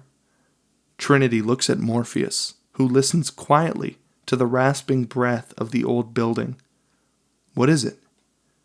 A deja vu is usually a glitch in the Matrix. It happens when they change something. She also listens as the staccato beat of helicopter blades grows ominously loud. Tank sees what was changed. It's a trap. Morpheus looks up the stairs as he hears a helicopter. Come on! Apoc slaps a gun into Neo's hand. Something to ward off evil spirits. Neo nods, stuffing it into his belt. Heavy bolt cutters snap through the main phone cable. Hearing the helicopter, Mouse goes to the draped windows as his cellular rings. He answers it. They cut the hard line. It's a trap. Get out! Mouse yanks open the curtain. Oh no. The windows are bricked up. Mouse spins as the rumble of combat boots build, then explode into the room. Tank watches helplessly. No, no, no! Morpheus stops as Mouse's scream is drowned out by the report of machine gun fire. Mouse sails backwards as bullets pound him against the blood-spattered brick window. Mouse's body thrashes against its harness, blood coughing from his mouth in one final spasm, then lying perfectly still. The flatline alarm softly cries out from the life monitor. Flying downstairs, Morpheus stops, hearing police swarming below. He turns and rushes down the hall of the 8th floor. At the end of it, he finds the bricked-up windows. That's what they changed.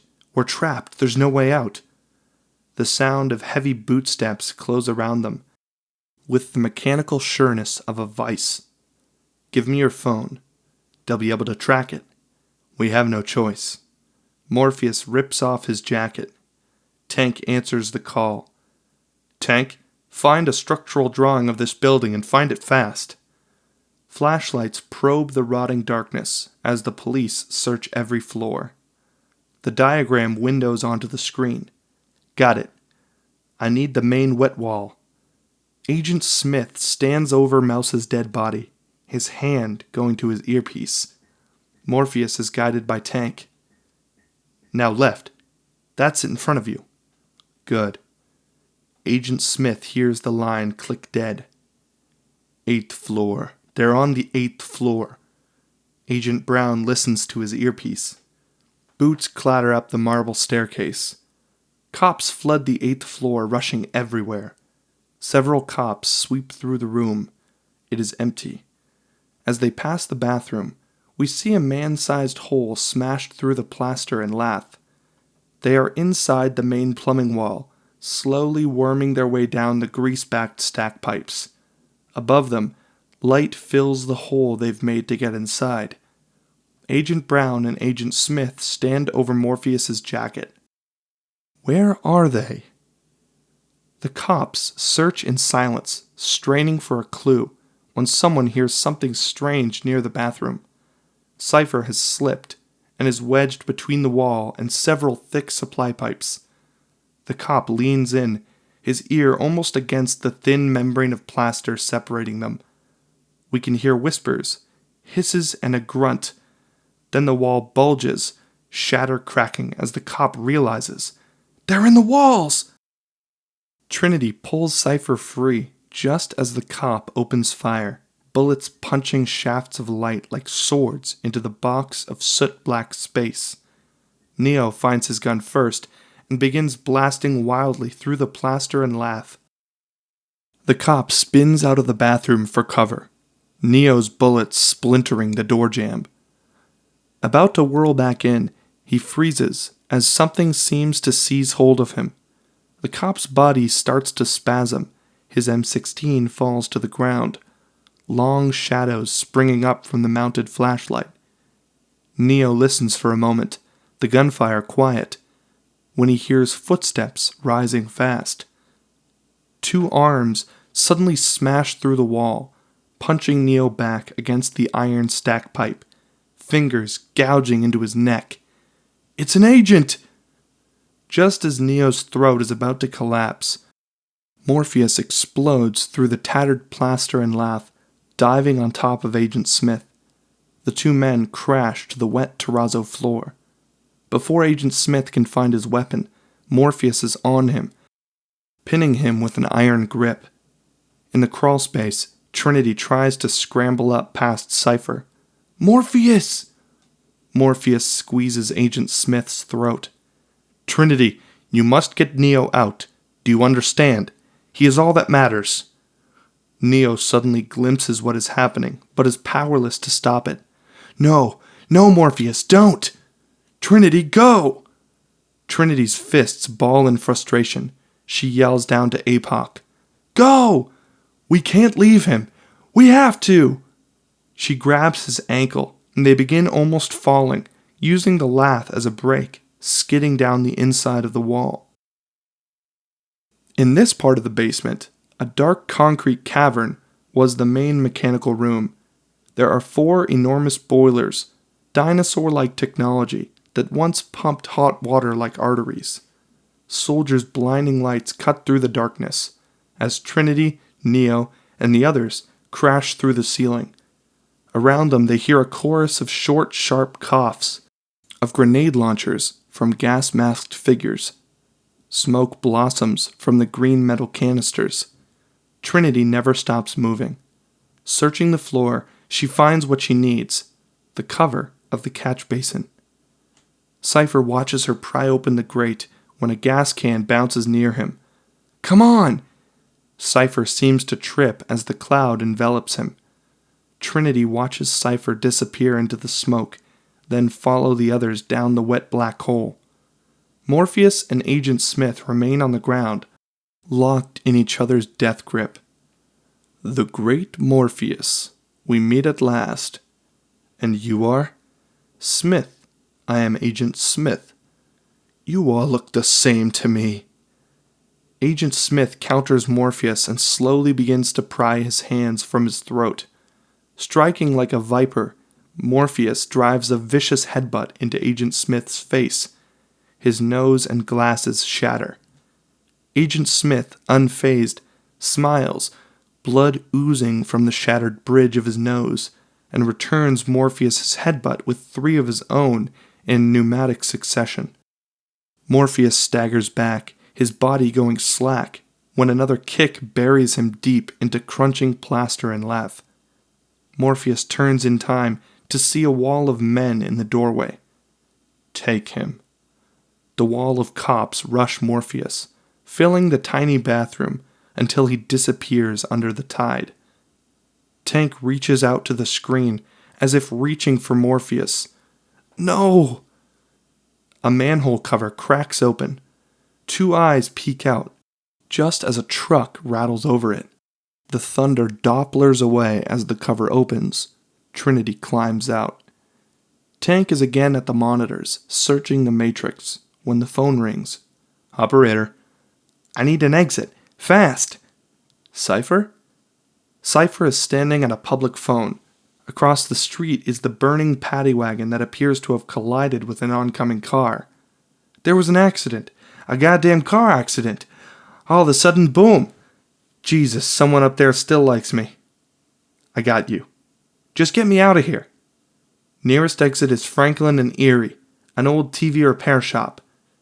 Cypher hangs up and smiles as we hear fire trucks in the distance.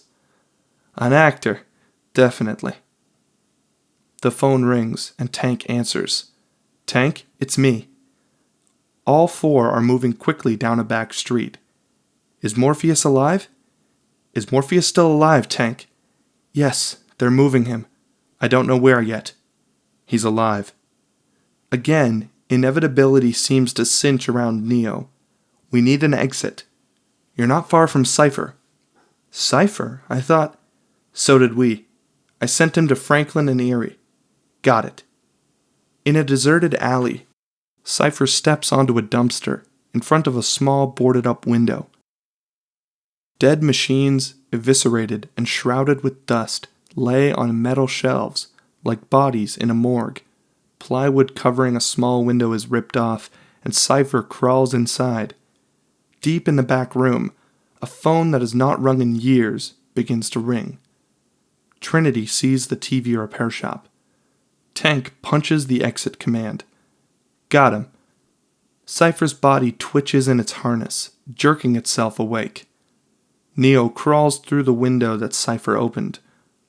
Tank finishes loading the exit program as Cypher pulls back a heavy blanket, exposing a high-tech rifle. The phone begins to ring as the others crawl in. God, I love that sound. Suddenly, a white bolt of lightning explodes against Tank's chair, blasting him into the air. Cypher checks the gun, unable to believe he has missed. Shit! Tank is on his feet, lunging, when Cypher fires again, square in his chest. Dozer yells out, "No!" The phone is still ringing. You first, Neo. Neo answers the phone when there is a click. There is no signal, nothing but silence. What happened? I don't know. It just went dead. Trinity listens to the dead line and takes out the cellular. The operator phone begins to ring. Cypher steps over the sizzling body of Dozer and looks at the monitor. Every unanswered ring wrings her gut a little tighter until... Hello, Trinity. Cypher, where's Tank? He had an accident. An accident? He walks over to Trinity's body, staring down at it, hanging in its coma-like stillness. You know, for a long time I thought I was in love with you, Trinity. I used to dream about you. He nuzzles his face against hers, feeling the softness of it. You're a beautiful woman. Too bad things had to work out like this. You killed them. What? Oh, God. Wearing Tank's operator headgear, Cypher moves among the silent bodies. I'm tired, Trinity. I'm tired of this war. I'm tired of fighting. I'm tired of this ship, of being cold, eating the same goddamn goop every day. But most of all, I'm tired of this Jagoff and all his bullshit. Cypher leans over, talking to Morpheus. Surprise, asshole. Bet you never saw this coming, did you? God, I wish I could be there when they break you. I wish I could walk in just as it happens, so right then, you'd know it was me. My God, Morpheus? You gave them Morpheus. He lied to us, Trinity. He tricked us. If he would have told us the truth, we would have told him to shove that red pill up his ass. That's not true, Cypher. He set us free. Free? You call this free? All I do is what he tells me to do. If I have to choose between that and the Matrix, I choose the Matrix. The Matrix isn't real. Oh, I disagree, Trinity. I disagree. I think the Matrix can be more real than this world. I mean, all I do is pull a plug here, but there, you have to watch a man die. She looks up at APOC, her face going white. Trinity? He grabs hold of the cable in APOC's neck, twists it and yanks it out. Welcome to the real world, eh, baby? APOC seems to go blind for an instant, a scream caught in his throat, his hand reaching for nothing, and then he falls dead. No! But you're out, Cypher. You can't go back. That's what you think. They've promised to take me back. They're going to reinsert my body. I'll go back to sleep, and when I wake up, I'll be fat and rich, and I won't remember a goddamn thing. It's the American dream. He laughs, his hand sliding around the neck of Switch as he takes hold of her plug.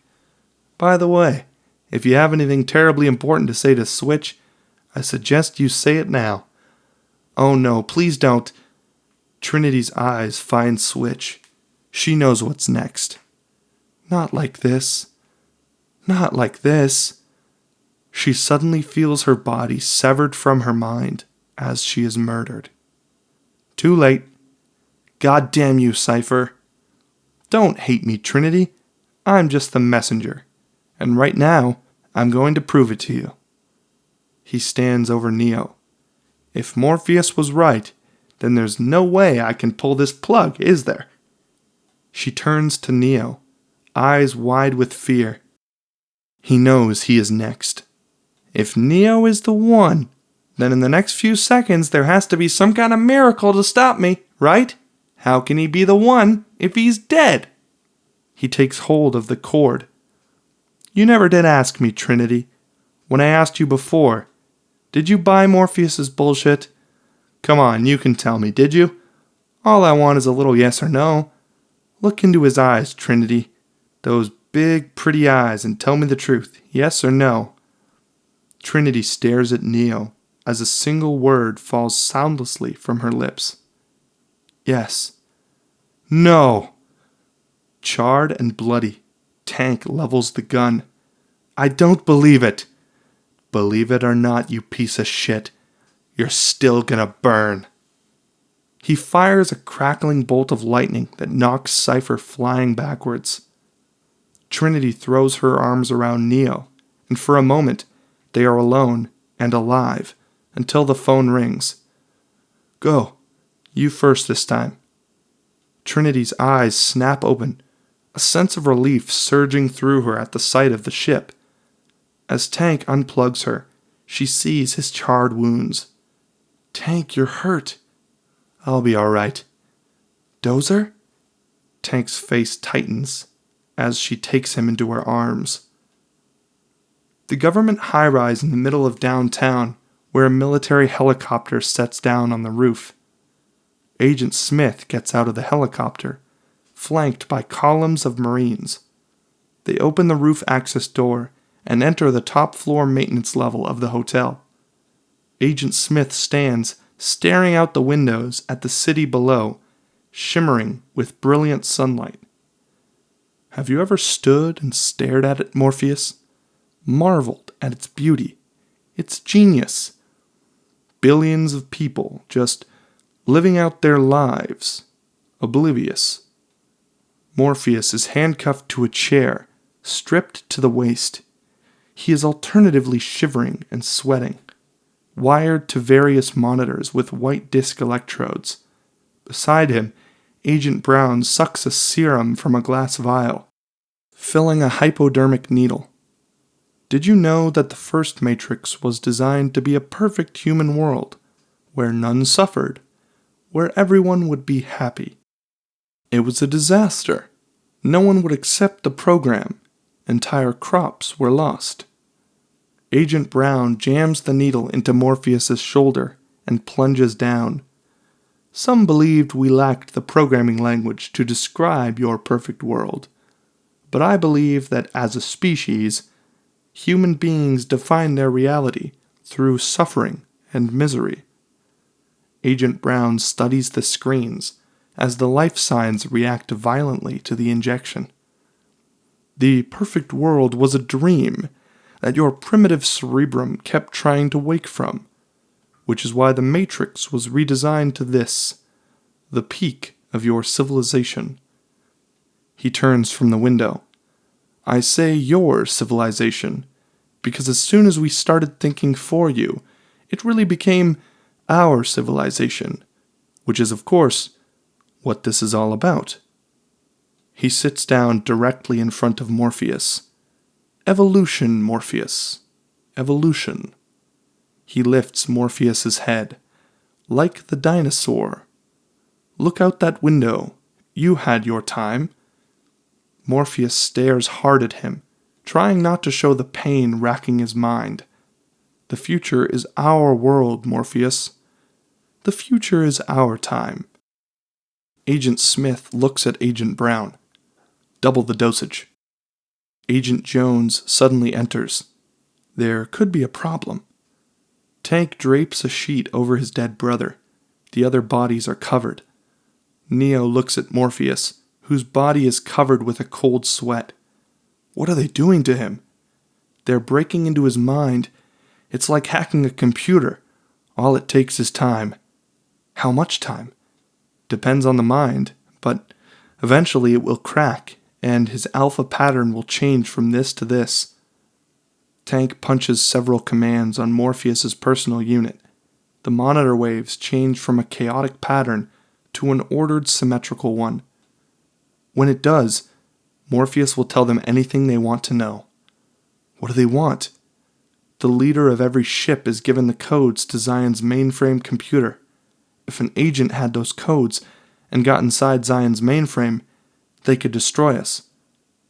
He looks up at Trinity, who is pacing relentlessly. We can't let that happen, Trinity. Zion is more important than me, or you, or even Morpheus. Trinity sees Cypher's dead body. Rage overtakes her, and she kicks him. God damn it, God damn it! There has to be something that we can do. There is. We have to pull the plug. You're going to kill him? Kill Morpheus? Trinity, we don't have any other choice. Morpheus is fighting to hold his mind together. The agents stand over him. Never send a human to do a machine's job. If indeed the insider has failed, they will sever the connection as soon as possible, unless they are dead. In either case, we have no choice but to continue as planned. Deploy the Sentinels immediately. Tank kneels beside Morpheus's body. Neo suddenly sees it perfectly clear. Fate rushing at him like an oncoming train. Morpheus, you are more than our leader. You were a father. We will miss you. Always. Trinity can't bear to watch. As she closes her eyes, her tears slip free. Tank closes his eyes and takes hold of the plug. Neo is paralyzed. His whole life is suddenly suspended by the finality of this moment, hurling at him with the speed of a bullet.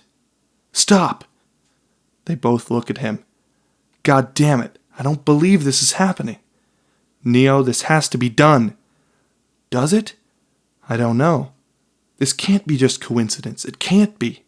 Can it? What are you talking about? The Oracle. She told me this would happen. She told me. Neo stops, his stare fixed on Morpheus. That I would have to make a choice. What choice? He makes his choice. Turning, he walks to his chair. What are you doing? I'm going in. You can't. I have to. Morpheus sacrificed himself so we could get you out. There is no way you're going back in. Morpheus did what he did because he believed that I'm something I'm not. What? I'm not the one, Trinity. The Oracle hit me with that too. Trinity is stunned. No, you have to be. I'm sorry, I'm not. I'm just another guy. Morpheus is the one that matters.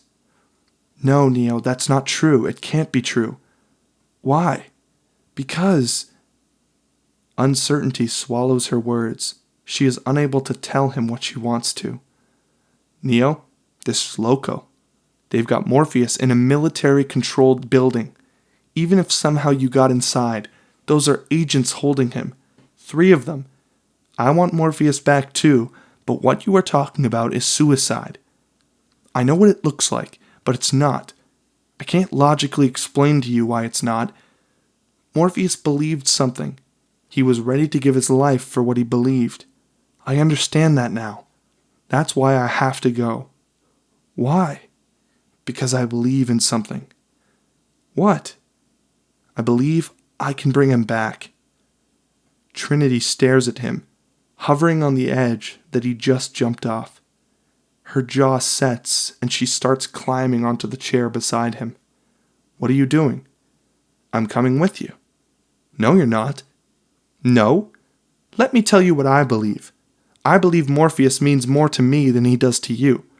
I believe that if you are serious about saving him, then you are going to need my help. And since I am the ranking officer on this ship, if you don't like it, then I believe that you can go to hell, because you aren't going anywhere else. There is nothing more to say except, Tank, load us up. Agent Smith sits casually across from Morpheus, who is hunched over, his body leaking and twitching. I'd like to share a revelation that I've had during my time here. It came to me when I tried to classify your species. I've realized that you're not actually mammals. The life signs continue their chaotic patterns.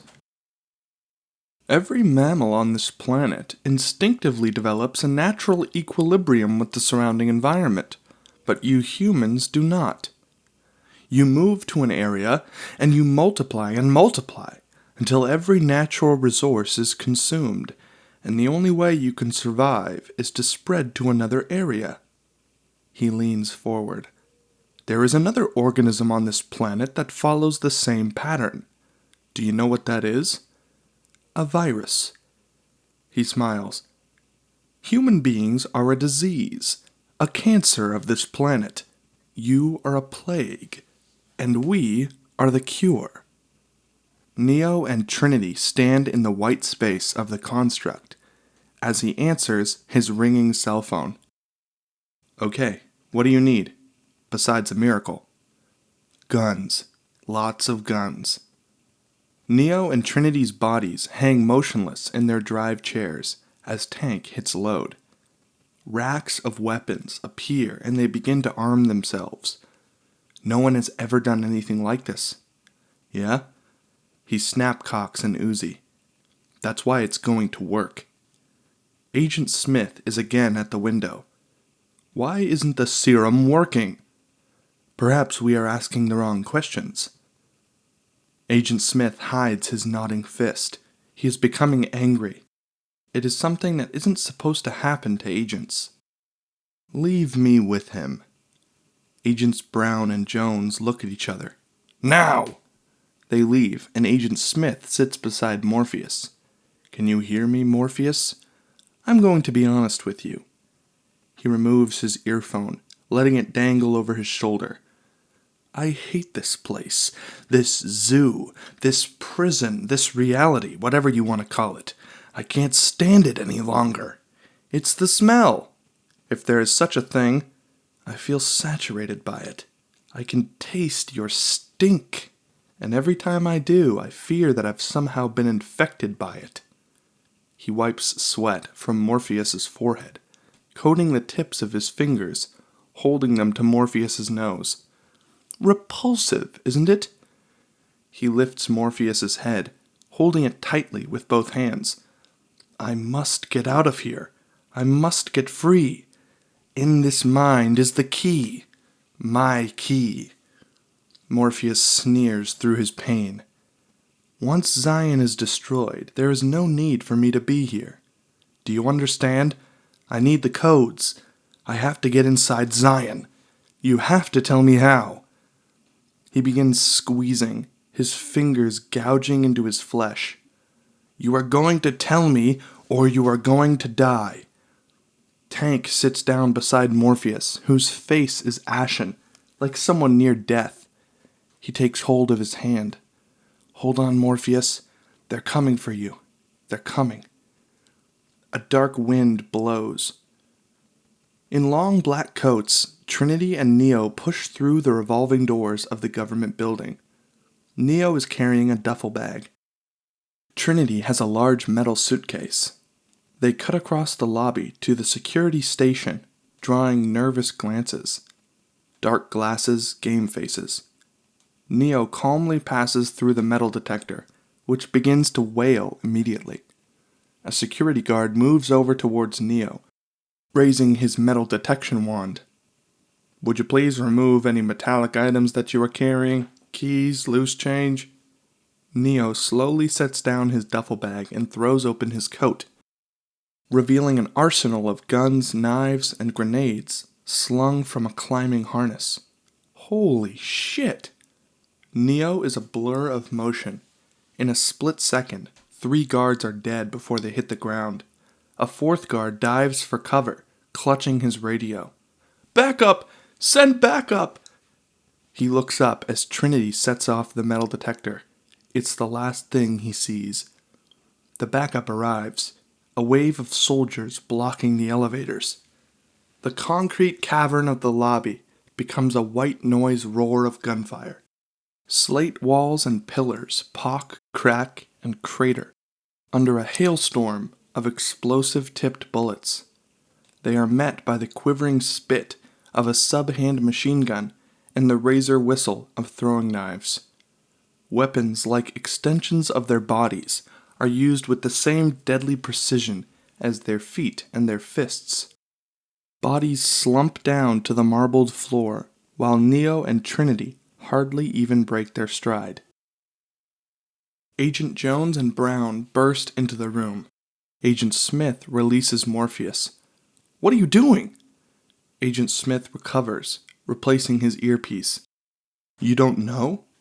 "Know what?" Agent Smith listening to his earphone, not believing what he is hearing. They get in the elevator. Trinity immediately drops and opens the suitcase, wearing a plastique and napalm bomb. Neo hits the emergency stop. He pulls down part of the false ceiling and finds the elevator shaft access panel. Agent Jones looks at Morpheus. "I think they're trying to save him." Neo ratchets down a clamp onto the elevator cable. Both of them lock on. He looks up the long, dark throat of the building and takes a deep breath. There is no spoon. Neo whips out his gun and presses it to the cable, lower than they attached themselves. Boom! The cable snaps. The counterweight plummets, yanking Trinity and Neo up through the shaft as the elevator falls away beneath them, distending space, filling it with the sound of whistling metal as they sear to the top. The elevator hits the bottom. Ba-boom! The massive explosion blows open the doors, fire clouds engulfing the elevator section of the lobby. The agents hear the blast of fire alarms. Lower level. They're actually attacking. Another enormous explosion thunders above them, shaking the building. The alarm sounds. Emergency sprinklers begin showering the room. Agent Smith smashes the table. "Find them and destroy them." Agent Jones nods and touches his earpiece. The roof access tower is now engulfed in flames, as Neo and Trinity stand amongst a pile of their fallen enemies. Across the roof, the pilot inside the army helicopter watches the last of their ferocious onslaught. "I repeat, we're under attack!" Suddenly, his face, his whole body, dissolves, consumed by spreading locust-like swarm of static, as Agent Smith emerges. Just as she drops the final Marine, Trinity sees what's coming. Neo sees her, the fear in her face, and he knows what is behind him. Screaming, he whirls, guns filling his hands with thought speed. Fingers pumping, shells ejecting, dancing up and away, we look through the sights and gun smoke at the agent blurred with motion, until the hammers click against the empty metal. "Trinity?" Agent Jones charges. "Help!" His gun booms as we enter the liquid space of bullet time. The air sizzles with wads of lead like angry flies as Neo twists, bends, and ducks just between them. Agent Jones, still running, narrows the gap, the bullets coming faster until Neo, bent impossibly back, one hand on the ground, as a spiraling gray ball shears open his shoulder. He starts to scream as another digs a red groove across his thigh. He has only enough time to look up, to see Agent Jones standing over him, raising his gun a final time. Only human. Suddenly Agent Jones stops. He hears a sharp metal click. Immediately, he whirls around and turns straight into the muzzle of Trinity's .45, jammed tight to his head. Dodge this. Boom, boom, boom. The body flies back with a flash of mercurial light. When it hits the ground, it is the pilot. Trinity helps Neo up. Neo, how did you do that? Do what? You moved like they move. I've never seen anyone move that fast. Wasn't fast enough. He checks his shoulder wound. Are you all right? I'm fine. Come on, we have to keep moving. Neo sees the helicopter. Can you fly that thing? Not yet. She pulls out the cellular phone. Tank is back at the controls. Operator? Tank, I need a pilot program for a military B-212 helicopter. Tank is immediately searching the disk drawers. Hurry! His fingers flash over the gleaming laser discs. Finding one, he feeds into Trinity's supplemental drive, punching the load commands on her keyboard. Trinity's eyes flutter as information surges into her brain. All the essentials of flying a helicopter, absorbed at light speed. Let's go. Agent Jones throws open the door and enters, walking through the puddles pooling in the carpet. Over the rushing water and the alarms, Agent Smith hears a sound and understands the seriousness of the attack. He turns to the wall of windows as the helicopter drops into view. Neo is in the back bay, aiming a mounted .50 caliber machine gun. No. The gun jumps and bullets explode through the window in a cacophony of crashing glass as the agents go for their weapons. But Neo is too close. The .50 cal is too fast, and bullets are everywhere, perforating the room. Agent Smith is hit first, his body jackknifing back, blood arcing out with a sudden flash of light. Then Agent Brown, his gun still firing as his body falls, and finally, Agent Smith. Neo stares at Morpheus, trying to will him into action. Get up, Morpheus, get up! Neo grabs the climbing rope attached to one end of his harness. Just outside the executive office, 3 Marines blister with snow static. Slowly, Morpheus lifts his face into the room's rain. When he finally opens his eyes, they are again dark and flashing with fire. He rises from the chair, snapping his handcuffs, just as the agents enter the adjoining room. Agent Smith stops and sees Morpheus run past the open door. No! He fires, sweeping across the sheet-rocked wall in a perfect line. For an instant, we see the bullets shred, puncturing the wall, searing through the wet air with jet trails of chalk. Morpheus starts his dive for the window. A bullet buries itself in his leg, knocking him off balance. He won't make it. Morpheus lunges, out of control. As Neo spins, every move a whip crack, snapping the other rope end to a bolted bar. As Morpheus begins to fall, Neo hurls himself into the wide blue empty space, flying for a moment. The rope snaking out behind him, an umbilical cord attached to a machine.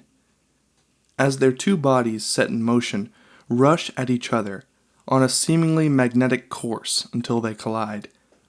Almost bouncing free of each other, arms, legs scrambling, hands searching in furious desperation, finding hold and clinging, until the line ends, snapping taut, cracking their fragile embrace. Morpheus tumbles, legs flipping over, falling down. The ground deliriously distant as Neo snatches hold of his mentor's still handcuffed wrist. Gotcha! Trinity pulls the copter up and away as Agent Smith stands in the shattered window, aiming his gun out through the curtain of rain. Poof, poof, poof. The rear hull is punched full of holes. Smoke and oil pour out like black blood. Shit, no! Neo hears the helicopter begin to die. Uh-oh. Trinity throws the helicopter towards the roof of the nearest building. Morpheus and Neo cling to one another as they and the machine above them begin to fall. The engine grinds. The chopping blades begin to slow while Trinity guides the parabolic fall over the nearest roof, where Neo and Morpheus drop safely, rolling free as the rope goes slack. Neo gets to his feet, trying to detach himself, but the helicopter is falling too fast, arcing over the roof like a setting sun. The coils of slack snap taut, yanking Neo off his feet, dragging him with ferocious speed towards the edge. Even as Trinity lunges for the back door, her gun in one hand, grabbing for the rope in the other, Neo flies like a skipping stone, hurtling at the parapet. When his feet hit the rain gutter, he levers up just as Trinity fires, severing the cord from the helicopter, falling free of it as it smashes, blades first, into a glass skyscraper. Holding onto the rope as she swings, connected to Neo, who stands on the building's edge, watching her arc beneath him as the helicopter explodes. She bounces against the shatterproof window. That spider cracks out, while flames erupt behind her. Tank stares at the screen, his mouth agape. I knew it. He is the one. Neo pulls Trinity up into his arms. Both shaking, they hold each other again. Do you believe it now, Trinity? Trinity looks at Neo. Morpheus, the Oracle. She told me. She told you exactly what you needed to hear. That is all. Sooner or later, Neo, you are going to realize, just like I did, the difference between knowing a path and walking a path. The phone rings. Tank? God damn, it's good to hear your voice, sir. We need an exit. Got one ready, sir. Subway, State and Balbo. We're on our way.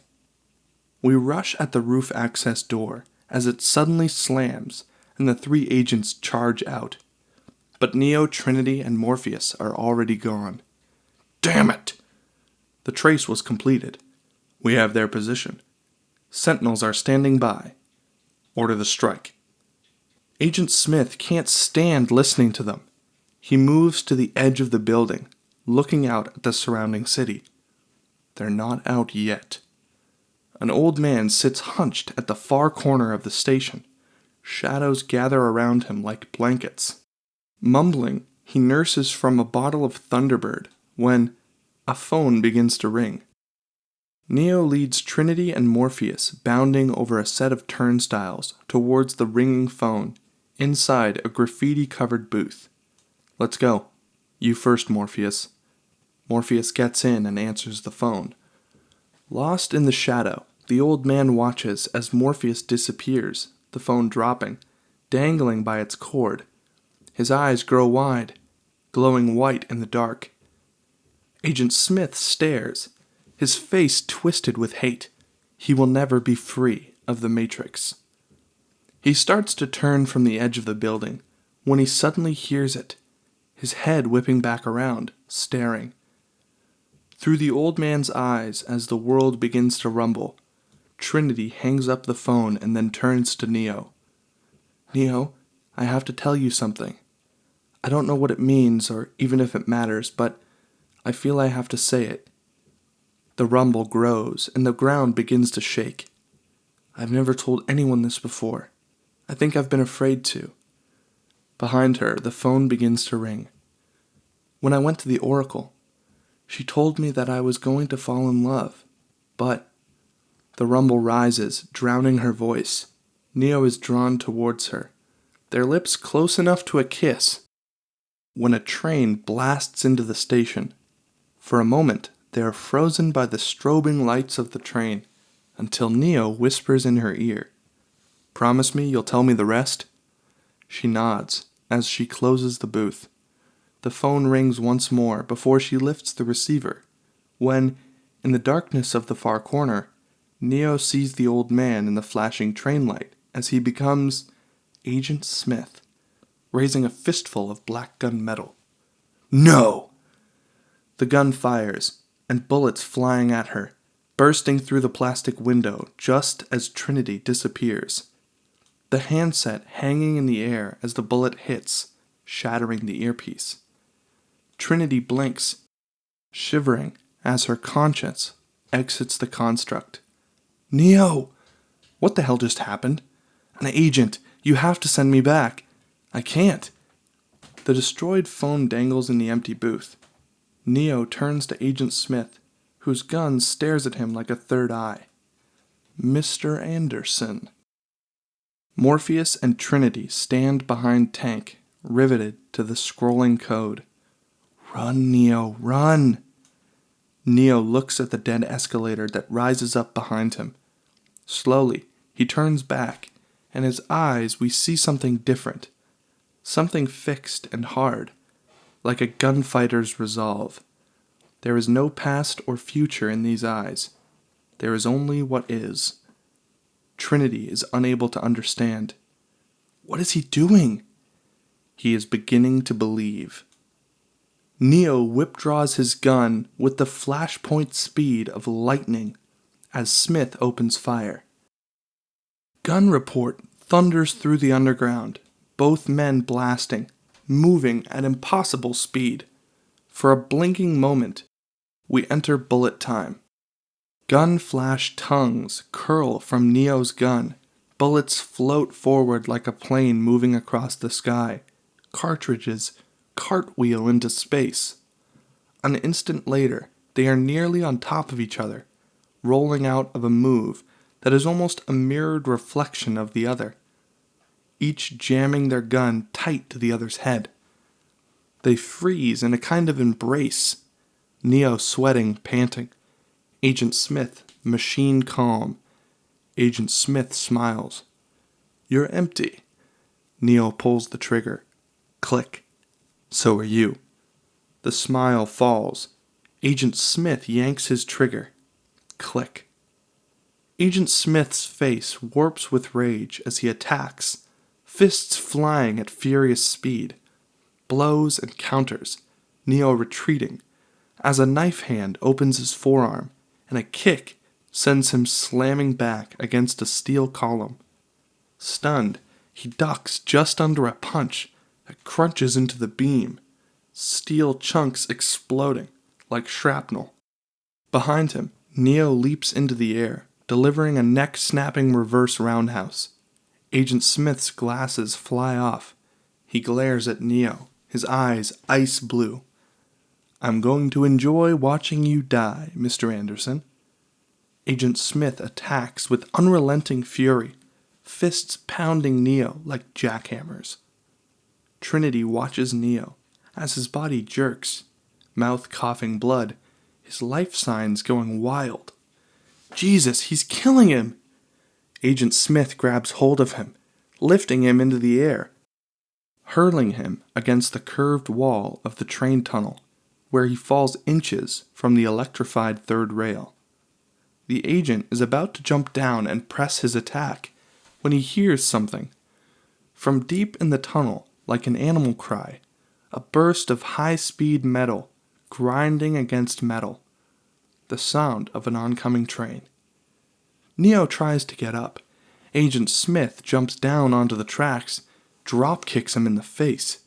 The world again begins to shake, rumbling as a train nears.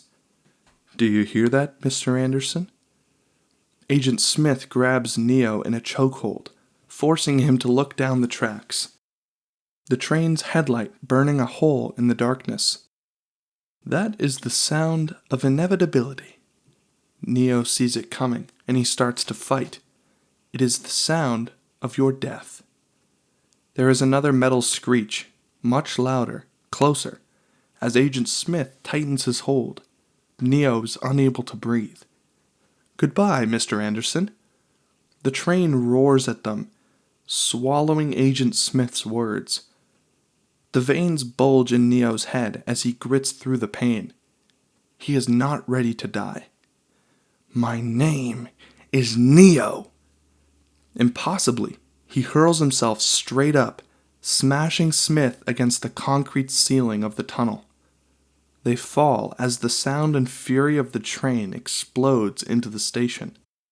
Neo backflips up off the tracks just as the train barrels over Agent Smith. Neo stands, knees shaking, when the train slams on its emergency brake. With an ear-splitting shriek of tortured rails, the train slows, part of it still in the station. Neo turns, limping, starting to run, racing for the escalator. As the train comes to a stop and the doors of the last car open, Agent Smith bursts out in furious pursuit, his glasses again intact. Tank searches the Matrix. What just happened? I don't know. I lost him. He's on the run. Suddenly, a siren sounds. Oh shit. Morpheus bolts to the ladder. Morpheus climbs into the cockpit. On the hologram radar, he sees the Sentinels. Oh no. Trinity is behind him. How long? 5 minutes? Maybe 6? Morpheus lifts the headset. Tank, charge the EMP. Yes, sir. You can't use that until Neo is out. I know, Trinity. Don't worry. He's going to make it. A businessman walks along the sidewalk, wheeling and dealing into his cell phone when it disappears, snatched by Neo as he flashes by. What the shit? My phone! The man turns to call for help, but when he turns back, it is Agent Smith. Neo is in a full-out sprint, spinning and weaving away from every pedestrian and every potential agent. He flips open the cell phone and dials long distance. Tank answers. Operator. Mr. Wizard, get me the hell out of here. Neo dives down an alley, Agent Smith starting to gain. Hurry, Tank. I got some serious pursuit. The keyboard is clicking. Tank searches for an exit. Trinity screaming into the headset. Neo, you better get your ass back here. Agent Smith stops and takes aim. I'm trying, Trinity, I'm trying. A bullet shatters the image of Neo in a truck's rearview mirror. Tank speed reads the reams of Matrix code. I got a patch on an old exit.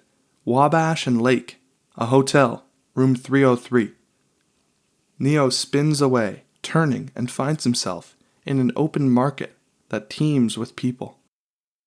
He kamikazes his way down the little avenues, lined with vendors and shops, careening through the labyrinth, out of control. At every turn there is an agent, appearing from crowds, behind fish counters, tent flaps, and crates. He dives from the maze, down a service alley, but it is a dead end. Neo turns back as the agents emerge from the market. Help? Need a little help? Tank frantically scans the monitor like a road map. The door. Neo dives for it. It's locked. Kick it in.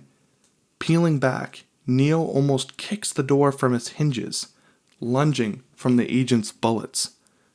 Neo springs up the old crooked apartment building stairs.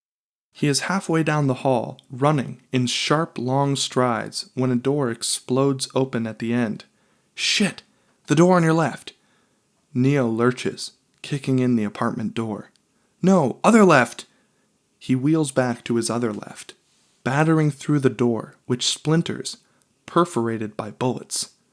An old woman watches TV as Neo blurs past her into her kitchen, where another woman is chopping vegetables.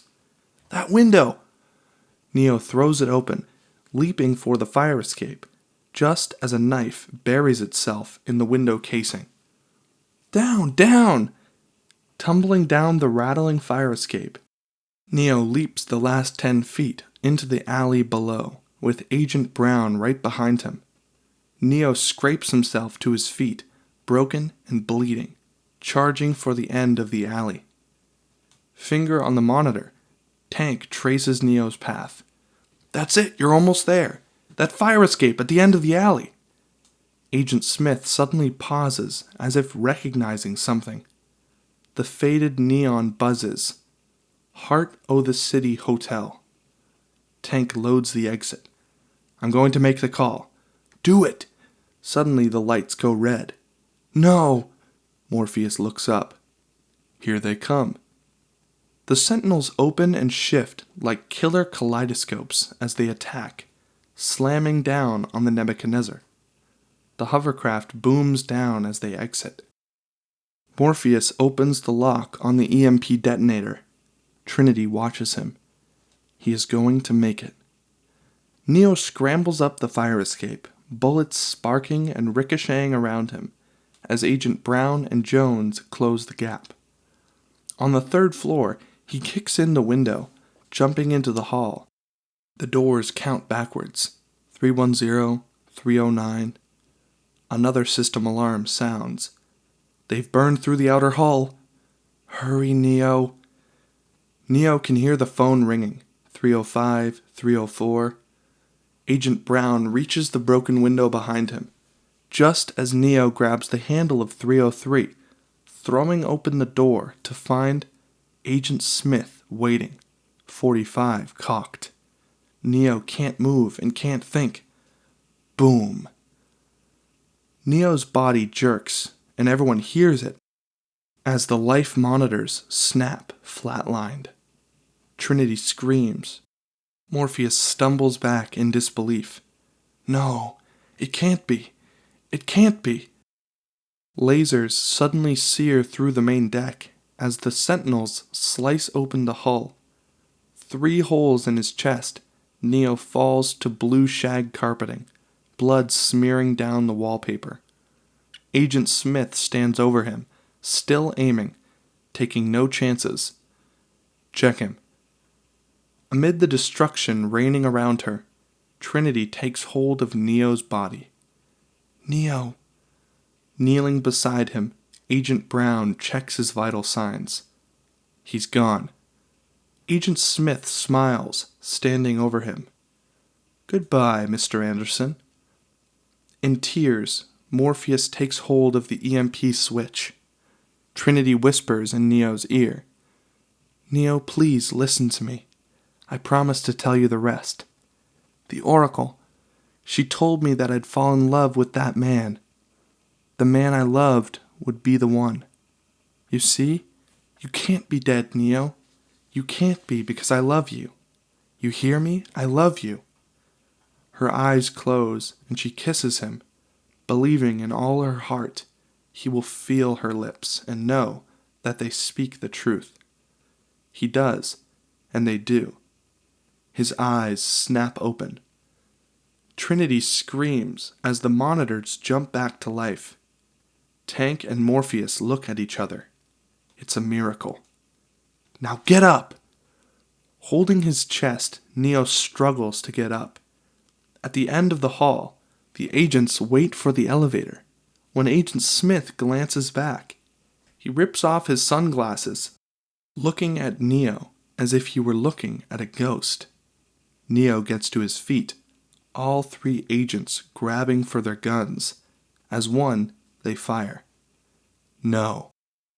Neo raises his hands, and the bullets, like a cloud of obedient bees, slow and come to a stop. They hang frozen in space, fixed like stainless steel stars. The agents are unable to absorb what they are seeing. Neo plucks one of the bullets from the air. We see him in the hall reflected in the bright casing. We move closer until the bullet fills our vision. The distorted reflection morphs, becoming the real image. He drops the bullet and the others fall to the floor. Neo looks out, now able to see through the curtain of the matrix. For a moment, the walls, the floor, even the agents become a rushing stream of code. All 3 stare transfixed with awe as the scrolling code accelerates faster and faster, as if the machine language was unable to keep up, or perhaps describe what is happening. They begin to blur into streaks, shimmering ribbons of light that open like windows, as each screen fills with brilliant saturated color images of Neo standing in the hall. How? He is the one. He is the one! An explosion shakes the entire ship. Agent Smith screams, his calm machine-like expression shredding with pure rage. He rushes Neo. His attack is ferocious, but Neo blocks each blow easily. Then, with one quick strike to the chest, he sends Agent Smith flying backwards. For the first time since their inception, the agents know fear. Agent Smith gets up, bracing himself as Neo charges him and springs into a dive, but the impact doesn't come. Neo sinks into Agent Smith, disappearing, his tie and coat rippling, as if they were a deep pool of water. Spinning around, he looks to the others and feels something, like a tremor before a quake. Something deep. Something that is going to change everything. Suddenly, a searing sound stabs through his earpiece as his chest begins to swell and then balloon as Neo bursts up out of him. With a final death scream, Agent Smith explodes like an empty husk in a brilliant cacophony of light, his shards spinning away, absorbed by the Matrix, until only Neo is left. Neo faces the remaining agents. They look at each other, the same idea striking simultaneously. They run. Back on the main deck, the sentinels are everywhere, destroying the ship. Again, he hears it. He reacts to the ringing phone, rushing towards it, even as a sentinel descends towards Morpheus. On the screen, we see Neo dive for the phone as Trinity says, "Now!" Morpheus turns the key. A blinding shock of white light floods the chamber. Sentinels blink and fall, instantly dead, filling the pit with their cold metal carcasses. In the still darkness, only the humans are alive. Neo? His eyes open. Tears pour from her smiling eyes as he reaches up to touch her, and she kisses him. It seems like it might last forever. We fade in on a computer screen, as in the opening, the cursor beating steadily, waiting. A phone begins to ring. It is answered, and the screen fills instantly with the trace program. After a long beat, we recognize Neo's voice. "Hi, it's me. I know you're out there. I can feel you now." We close in on the racing columns of numbers shimmering across the screen. I imagine you can also feel me. The numbers begin to lock into place. You won't have to search for me anymore. I'm done running, done hiding. Whether I'm done fighting, I suppose, is up to you. We glide in towards the screen. I believe deep down we both want this world to change. I believe that the Matrix can remain our cage, or it can become our chrysalis. That's what you helped me to understand. That, to be free, you cannot change your cage. You have to change yourself. We dive through the numbers, surging up through the darkness, sucked towards a tight constellation of stars. When I used to look out at this world, all I could see was its edges, its boundaries, its rules and controls, its leaders and laws. But now, I see another world, a different world, where all things are possible, a world of hope, of peace. We realize that the constellation is actually the holes of the mouthpiece of a phone, seen from the inside. I can't tell you how to get there, but I know if you can free your mind, you'll find the way. We shoot through the holes as Neo hangs up the phone. He steps out of the phone booth and slides on a pair of sunglasses. He looks up, and we rise, higher and higher until the city is miles below. After a moment, Neo blasts by us, his long black coat billowing like a black leather cape as he flies faster than a speeding bullet. The end. Alright, welcome back, guys. Hopefully you enjoyed that. What did you think of the script? Was it worthwhile listening to rather than just watching the movie? Anyways, give me your comments and thoughts down below, and I will see you guys in the next movie reading.